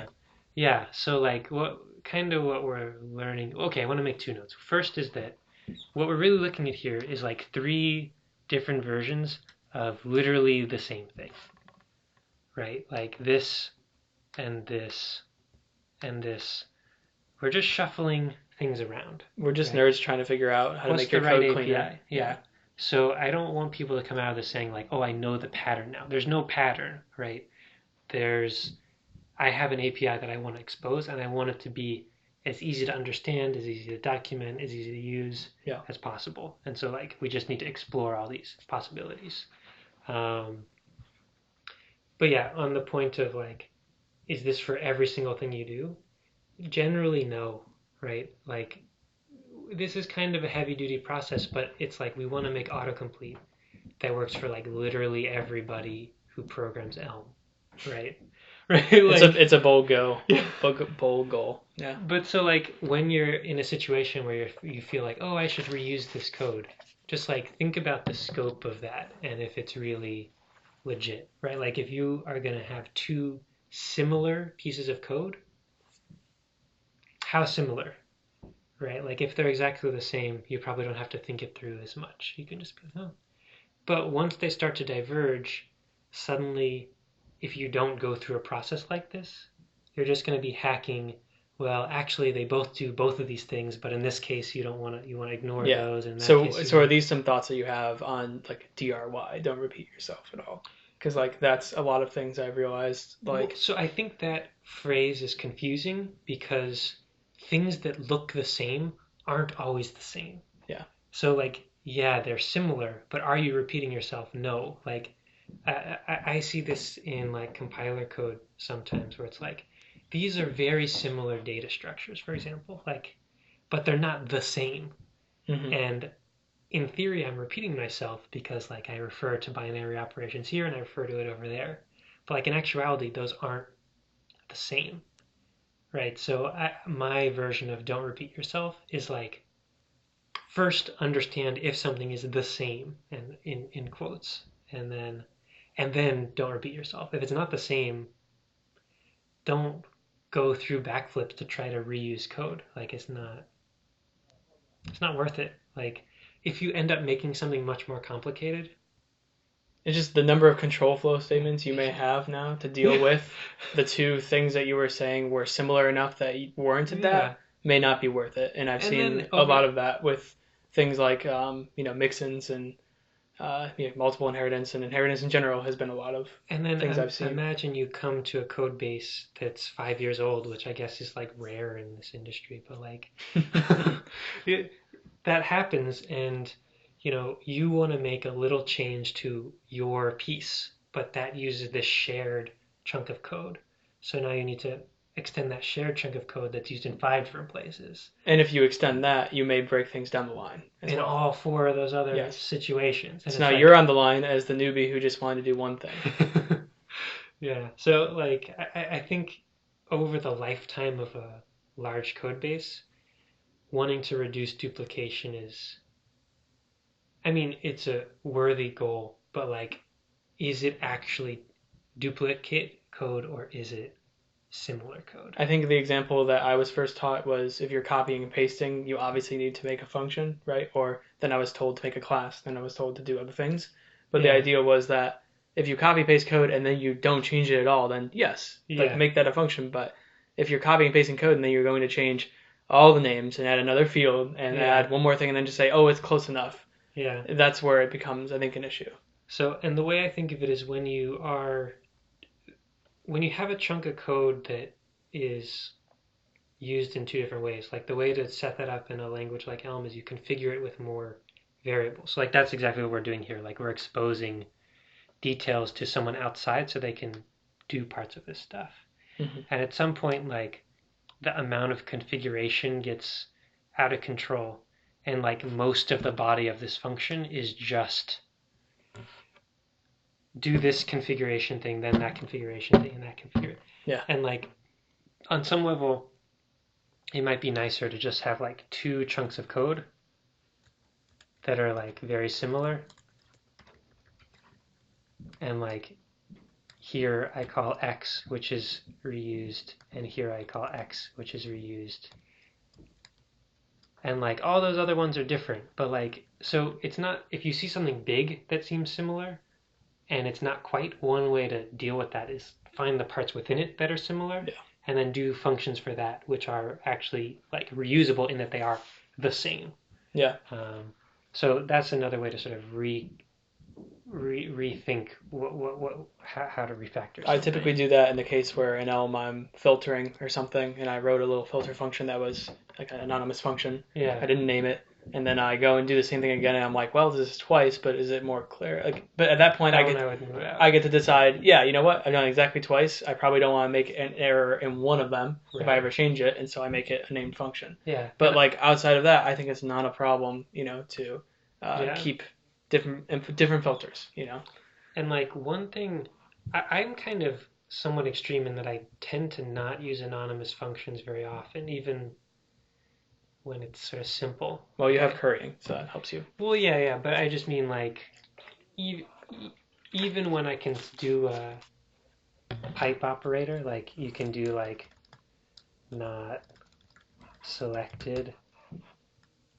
That one I might do, right? But like, this isn't the most clear for like total noob, and like Well, writing. because that totally new might be you in 2 months. No, I would know. I would know. But like not selected. It's Well, like not for just the one line. I just mean as this if you do a bunch of operations and it's a lot of yeah, fair. But like I'd argue that like that's pretty good, right? Like this is like totally clear about what's happening, Yeah. whereas the pipeline one isn't really. And just in general, like, should you be writing code that's not readable? Like, not, no, you shouldn't. Like, but that's one of the cases that's borderline for me. Okay, in any case, we got to choose now.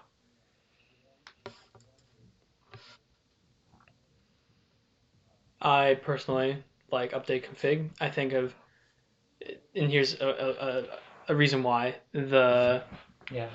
The top one is, Well, so in the top one, I'd expect you to write code like this. You'd say case uh, autocomplete. What's auto? I don't know. yeah, auto. Auto update is enter the auto message auto state of, and then you'd like sort it out. Yeah.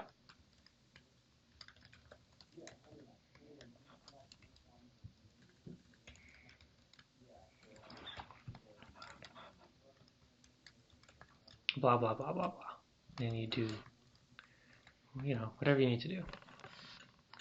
Now, in this world, you're gonna write this, but like with more stuff. A lot more stuff. Yeah, Three blah blah more. blah blah blah blah blah. And then it'll be like let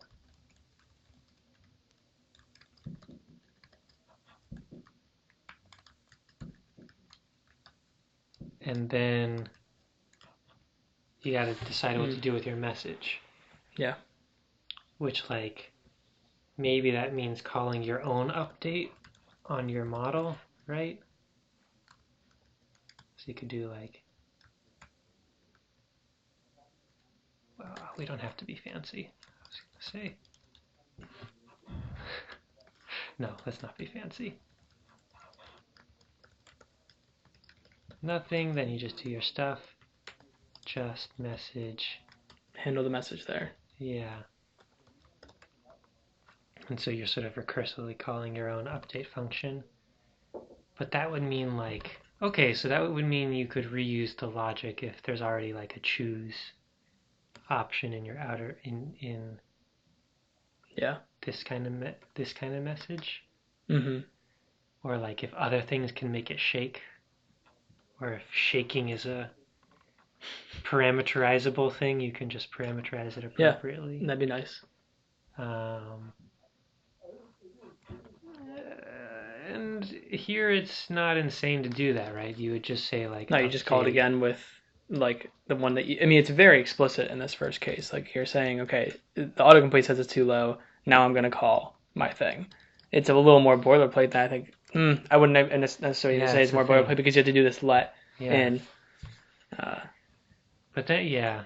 But I do feel that the second one is a little more implicit because you're not like mapping, this just too low to shake up. Yeah. And like maybe you don't have that handled already, right? Like, because there's a risk that just whoever's on the outside just makes this themselves. You know what I mean? I guess they wouldn't. They might do too low and too high. They might make those themselves.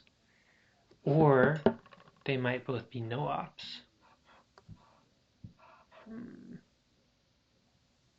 What if these should be maybe?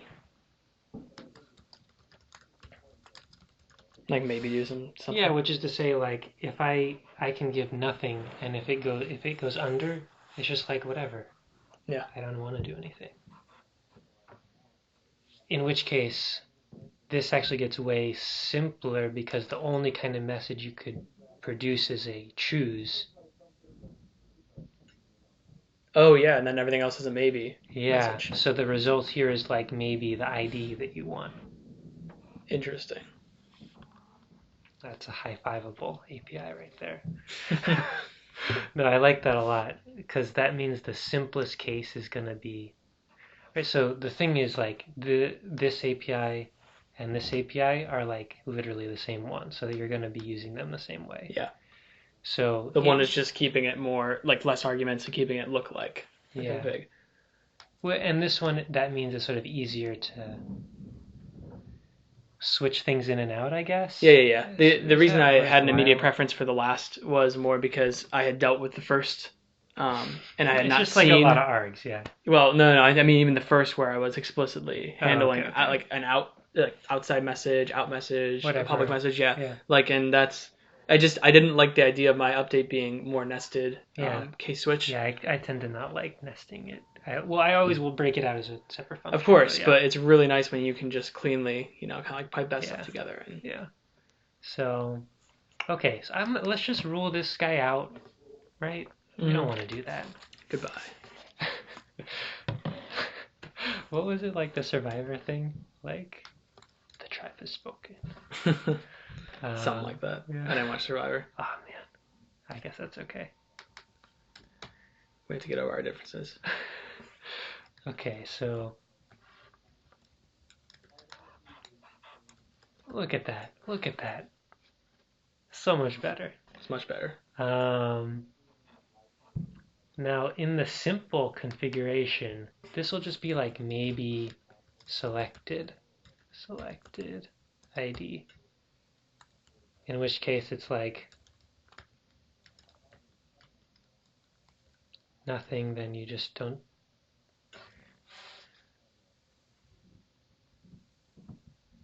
Well, if the focus stuff is, yeah. So this is a situation where like you potentially want to change what's in the text field and like move the cursor around. So there's some work. Richard's sort of leading the charge on this of like how to mess with text fields as people are typing in it, because you get these race conditions where if you're setting it while people are typing, they may type faster than the computer. That's not fair. They may type faster than JavaScript can deal with the the events. The computer can handle it, I'm pretty sure. Well, we're not talking about our like 80s desktop users, but yeah. But so okay, point is the idea is to have like a task-based kind of thing. So maybe the way people would end up writing this kind of code would be like,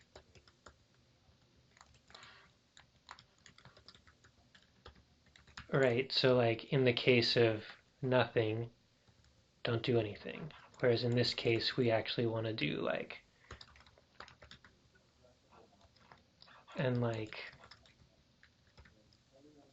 set value, like actually do these modifications. Yes. And I don't know what exactly this API will look like, but I can imagine like this is not code that I'd be, I don't know, let's see. I don't think I'd be like upset to write code like this, Model where auto state equals new auto state, and then you're just like, right? Well, I don't have to do it that way. Yeah.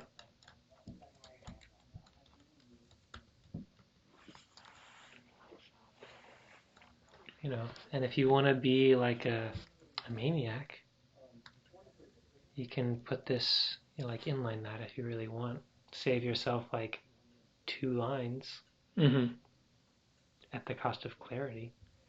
But I don't know, this seems like fairly reasonable code to write. And if you want like the shaky or the... Yeah, you can definitely do all of that in the command. Well, why can't you? If you go to the bottom...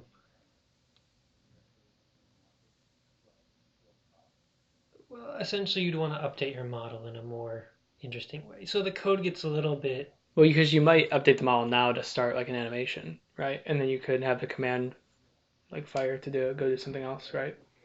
Well, but it's not necessarily a command, right? So like if I go down to the bottom here, what I want is to show 5 more. Yeah.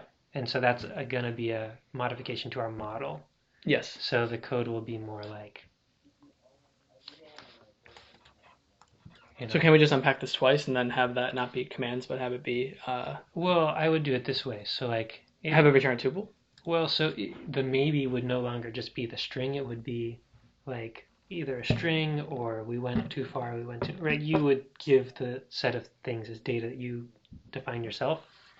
So like let's say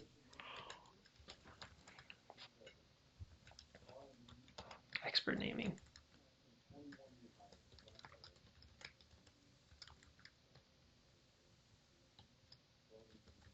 Right, so those are the only things you want to handle. And so in your update config, you say this one's nothing, but this one's maybe, or sorry, just too high.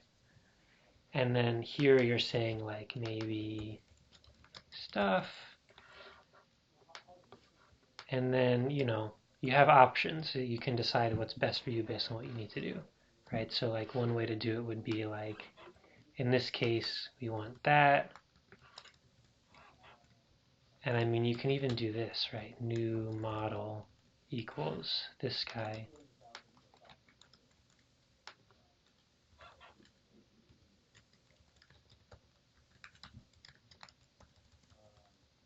And if it's just choice, then you do your stuff, right? Yeah. And if it's just too high, isn't that a meme? Then you can say, and then do your thing, like. Yeah, just change the num to show you. Whatever. And again, like. That's not difficult. Yeah, that's to understand. I mean, that. the nice thing is that none of this is like a DSL to like our autocomplete. There's no like extra layer. It's just normal Elm code. Yeah, which is good. I like this. That's when I think you're settling in a good API is when it's like, okay, well, I'm just doing all the normal things I would normally do. This trick especially. Yes. I call it a trick, but like the trick is like sometimes when you're gonna repeat yourself with exactly the same code, you like name it. Yeah, this is actually a common issue though for people new to Elm is when they forget to update parts of their model. Like they like do one of these and then they use the wrong one. So basically for people who couldn't see my finger, I was saying that new model. You can point. Yeah, so sometimes people use new model, and then they do this because they know they need to do some updated things because it updated some state, and then they put model here, and then what happens is like something's out of sync, which is perfectly valid business logic and not a compiler error, but then they're like, oh, why didn't it work the first time? And it's like that's the fun part of Elm. But so just I would say be wary. Like it's really useful. That's a good caveat. Yeah, good point. So maybe this is a terrible idea. We'll see. Yeah, no, but can we have some compiler warnings? I think. Oh, that's interesting. Can you say if you define something, that is like changing a field on it, and you just don't use it, and you just don't use it. I mean, that's like basically a linter, and actually, there is like I think on my Atom plugin, like there is linting for like untyped annotated like top level functions. So this could totally be one that a linter could catch for now. Yeah, and that's something that I think a lot of times folks are like, oh, the compiler should expose that to me. A lot of these things are things you can sort of do outside the compiler and still make good progress. Right? Yeah, so I think that could totally be done by a linter. That's no different than a yellow like warning of saying just, hey, you didn't use this. This is bad for code quality. You should think about it carefully though, because I can imagine cases where in these three scenarios I want the old model and this scenario. Oh, I'm sure. Yeah, you have to think carefully about that particular one. I might model that differently though. Actually, like that when you have that situation where your let is above and you're doing work that's not necessarily used in any of the ones below. And also what you're saying right now about some using model and some using new model, that kind of worries me. Like in terms of that seems like fragile, I don't like I'm like, wait, do I use new model here? Like imagine if I'm coming to this code now. I'm saying like that may be a problem with how you structured your messages, right? Yeah. Like you maybe should have two different kinds of messages and they should each get their own case. I see. Yeah. Or another way to like break this out into a function and like use that function. Like there are ways to do it that aren't as brittle. Mm-hmm. But a linter could be cool here. So I'm kind of digging this config thing, and like what was the code like here? This was for the one for the outside message up there, but this is the code for update config. The code is like, it's like the same, right? Well, Yeah. okay, so this has the crucial benefit of nothing. Yes. And so you can just have the dead simple update config. So we could even give,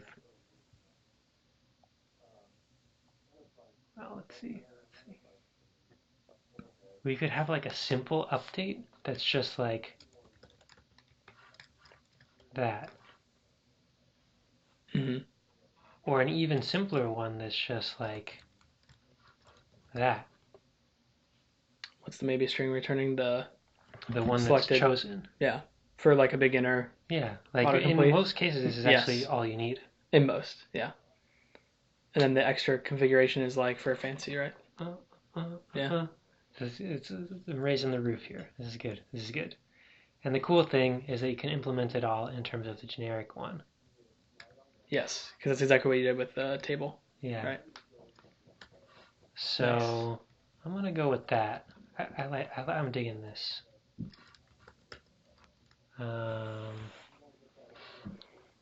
So we implemented somehow.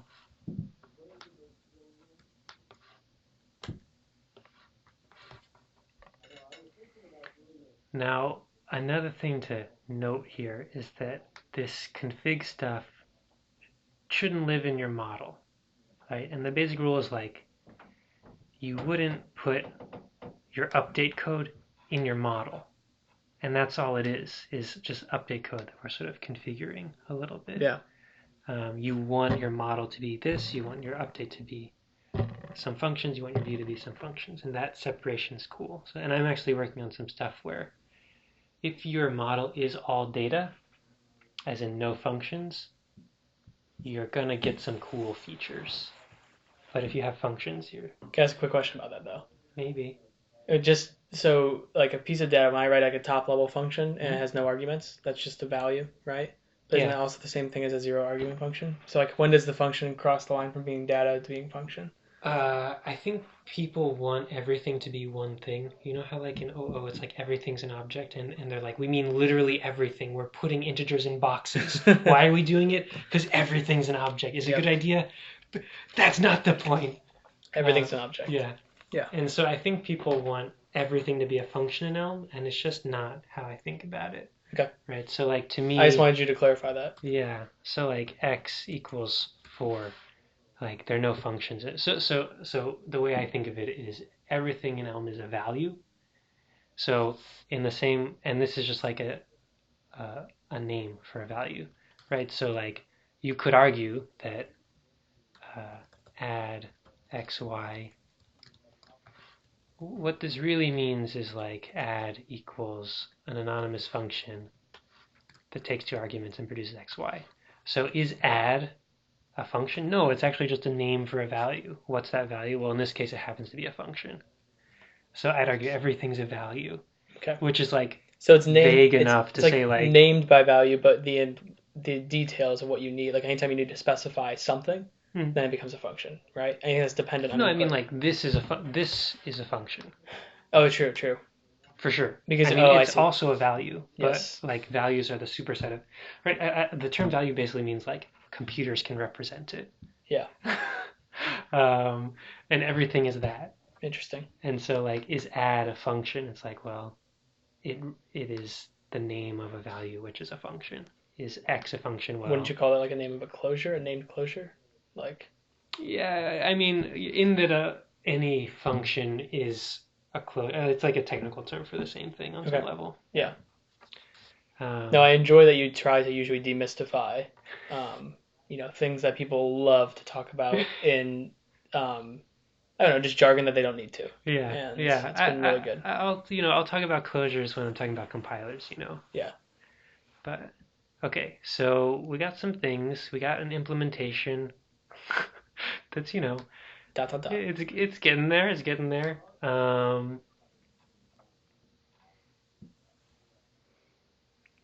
Enter on. So that's okay. I think we're like kind of good.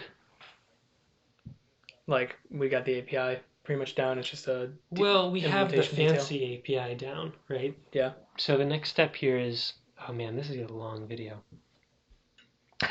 Yeah. So I was like, what's the goal here? Do we want to Yeah. like have it be done in this video, or do we want to just have the scaffolding for it and then implementation left to? Well, we shouldn't do the implementation, but the next step here, in my opinion, is simplifying, right? So like what we mentioned earlier, how like update, you don't actually have to give an update config. We can do the simpler version where it just gives back the string. And like I would want to structure my stuff.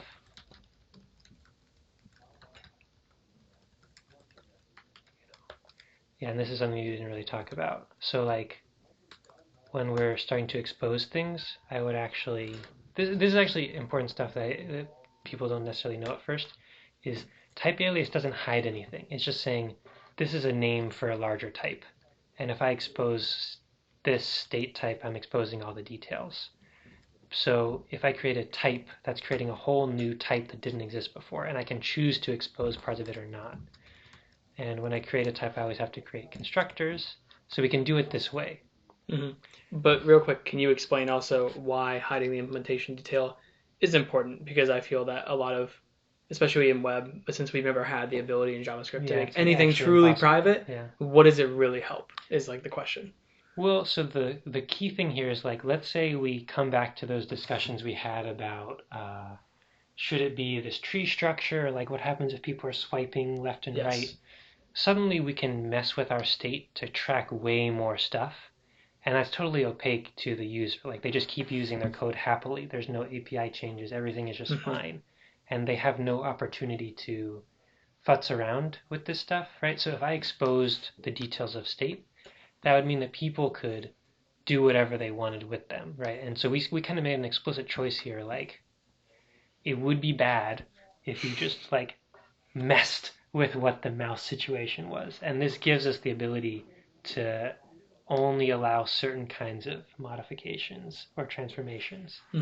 So generally speaking, like you want to hide the whole thing and expose an API that lets you follow the rules internally that you want to follow, right? So like it's possible in many cases sometimes you have a model that permits sort of impossible situations, and a good API author is going to do the balance of like, can I do some tricks to make in those cases actually impossible, or can I just make it so my API can never reach that state, and if my API is good, everyone else is good. Whereas if you just expose everything, everyone else has to do that check. That there's nothing. Because you can always write tests for your API. But then once they start querying these things that are private, and like the assumptions that you had for your tests are now out the window. Right. And so essentially it means like you have to make certain assumptions when using it,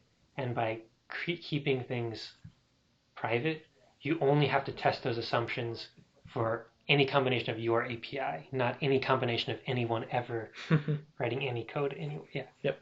Okay. So we have to change how we write things a little bit. So another thing to mention is that we don't do this optimization right now, but it is true that when there's a type that only has one constructor, and that constructor only has one value, the Elm compiler can, in theory, totally get rid of this outer thing, right? So we would have to say like state blah blah blah.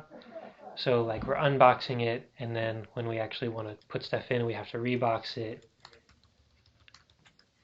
which is like, it's kind of annoying, but like in terms of performance, it's actually like not good, right? Like why should we pay performance cost to get this API benefit that we wanted? So because our type system means that you can never use this value in an unexpected place, we can just unbox it.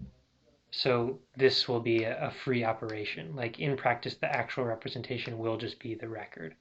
So again, we don't do that optimization right now, but languages like OCaml and standard ML do, and we can as well. So this is just something, expect your code to get that much faster. So we don't have to Just change for free. anything about how we're writing this code. Yeah, exactly. It'll just like use Better. less memory in the future. Cool.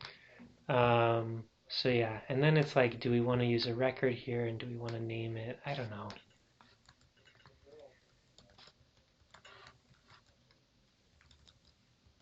Right, like what I want to do, this is so Haskell-y of me though, is just do that. Mm-hmm. But it is less explicit. Yeah. So fine. Okay. I think especially considering we don't know that key and mouse are the only ones for this state right now. Fair enough. And it'd be useful to contrast this against this table, which we know is such a simple state. Yeah. So just to show that state is not something that needs to be a positional thing. Yeah. Okay, so let's sort of copy this into a new thing and just like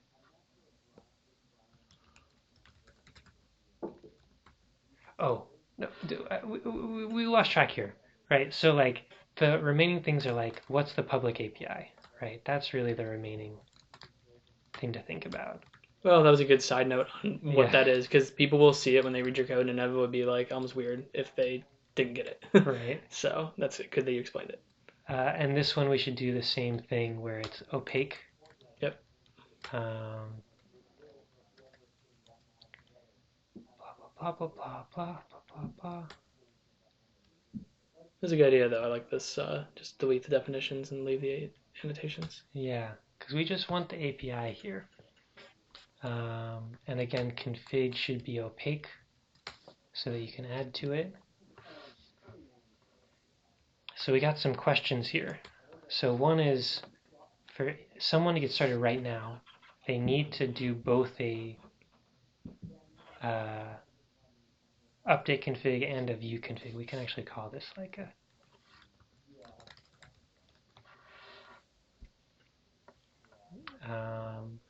and that's kind of annoying. Like, what if you just want some simple stuff? So what if we do a 2-tier? So this is kind of what I was trying to do, is like simple, like, and everything. Which isn't to say like this should not be simple. It's just like, you know. Most people need what I provided, which wasn't that advanced. Right. And then sometimes you need like everything. Yeah. So I would say one way to do this is we could have update like this. Oops. And then custom update. And then we can have a view that just has default settings that are fine. Mm-hmm.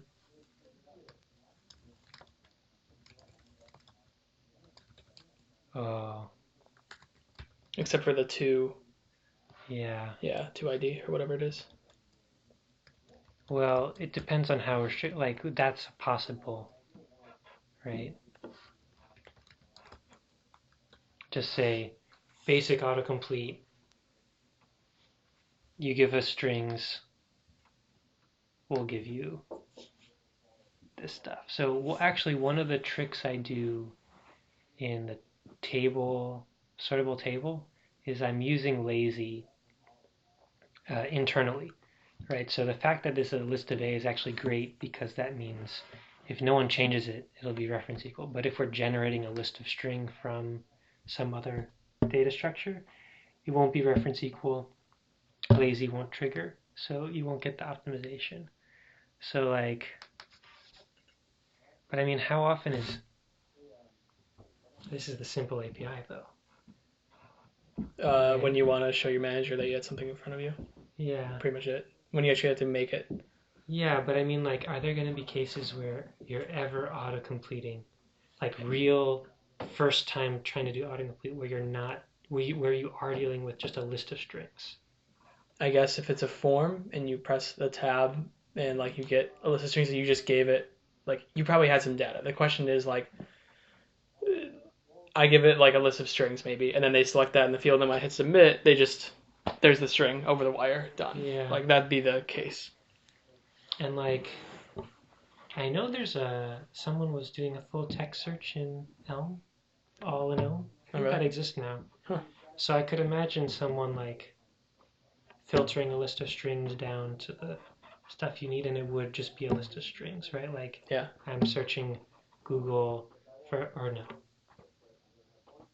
Yeah, I just have like a list of tabs that are available. You know what I mean? Is this like a place? chat rooms. Is this a place where things are different enough that we'd have a different implementation of this view, like on our API side, like, but like you were saying, we don't get the optimization for lazy because it's not a referenced type, right? Is that what you're saying?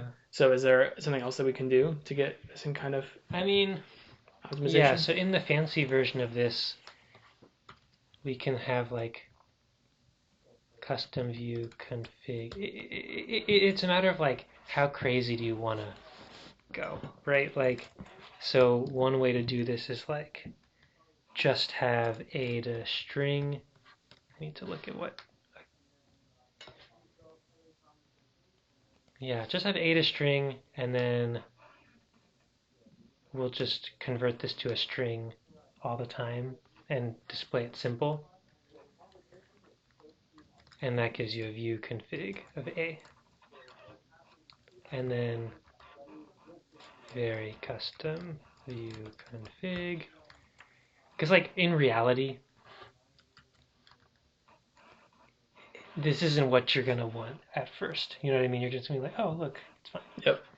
And then in this case, it's a question of like, should it be a record that they give, or should it be individual arguments? Unclear. And then you can also have, like, another way we could do this is just have one view function, but have a default view config. I think the rule for me with records versus arguments is whenever there's more than, I think it's like max like 4 arguments, it's time to make a named thing. Yeah. You know? Yeah, that's fair. Python had really nice because you could always have keyword arguments. Right. So that's kind of what I think of as records for. Yeah, that actually at some point we realized like, oh, we can like fake named arguments by just the argument is a record and obviously everything's named. Yep. So it's kind of a fun trick. Pretty cool. Yeah. But okay, so we could have like a default view config or a view. Right. So it's a question of like, do we want the view function to there just be one and you have to give it the default view config, or there's a simple view and then you learn the more complex view. And so we should call it, but like I just wanted to get at these sort of design concerns, right? So we spent all this time like getting the core fully expressive version of this that can do everything we want and can't do the things we don't want. But like we're still not really done, right? Like we want this to appear in a way that people can understand. So like to me, the ultimate test of your design is, can you write your docs such that a reader can go through them linearly and know exactly what you're talking about the whole way through, right? Like, oh, I could use this. Oh, I could use that as well. And so I have some techniques for like what information to put with types, what order to put things, how to group things. Mm-hmm. But that's kind of what I would think about when designing this API. Another way to go is like start writing up the example usages and like see how it looks as you shuffle these things around. Yeah. But kind of the point here is like at this point we're not really changing anything. We're just sort of what's the best learning path, what's the best thing for use, etc. So I think it makes sense to call it on that. Yeah, I think so. But yeah, if you made this far, like, thanks for watching. Hopefully this is helpful to you. This is probably pretty geared towards people who are trying to make something along in this vein. Lines. Yeah. And I'm excited for this too. Because like, you know, okay, one last thing is like, if we look at what the model was in your thing. Yeah. Like, what's so different now? A lot of things because you're not using an input, that's for sure. So that's actually the public file, so we had to go inside there. There's one I used for testing. Oh, never mind. Actually, never mind. It was the top level that was, yeah, you were in the right file. Okay. So yeah, the model is down here. Yeah. This I was keeping track of a lot more. Right. which is like that's very opaque to you and And I think pretty hard to control. yeah, like the takeaway here is like all of these things are an opportunity for there to be a bug between the autocomplete and your code. Right? Yes. If any of this gets out of sync with your stuff, you're in trouble. And also, I can note though that this is exactly building the ARM architecture. If this model was your whole app, I don't think I did much wrong here. Yeah, no, this is perfect. But the problem is, if I'm trying to broadcast as this being not a nested thing that has I can dispatch different like this one operated, no change in behavior, not tracking it. That's a very different use case than what we're building right now, which is right. if you want to put it in your words, reusable, just some kind of reusable view. Yeah. Yeah, and so like in our case, it's just like this is only the stuff that you just like don't want in your model, right? Like it's like this is the it pollutes your model, and especially if you have multiple of these on the page, it really gets nasty. It'd be better to have this be autocomplete.state and then name it like, oh, this is the like user search autocomplete. This is the whatever other search. Yeah, so. and in this world, like our chances of things getting out of sync are like 0. Like it can't be done. You want to write proof on that? We have. Well, I just mean like this state cannot get out of sync with the set of things you're showing. Oh, absolutely. I'm just saying I'd feel more comfortable trying to write a proof of this program than many of the things I write in JavaScript. Yeah. Okay. Fair enough. Fair enough. But okay. Yeah. So hopefully that's helpful. And if you're thinking about this stuff or like working on something along these lines, definitely share it on Elm Slack or Elm Dev or something like that, and ask for feedback. And people try to help out, and the better you explain it, the sort of more clear you are, the easier it's going to be and more fun it's going to be for people to help you out. So just think of it talk as about like, it sooner. Talk about everything sooner. That's good advice. If you don't, then you're going to find yourself being like, this is just for me. Like, it's good to find out what people need.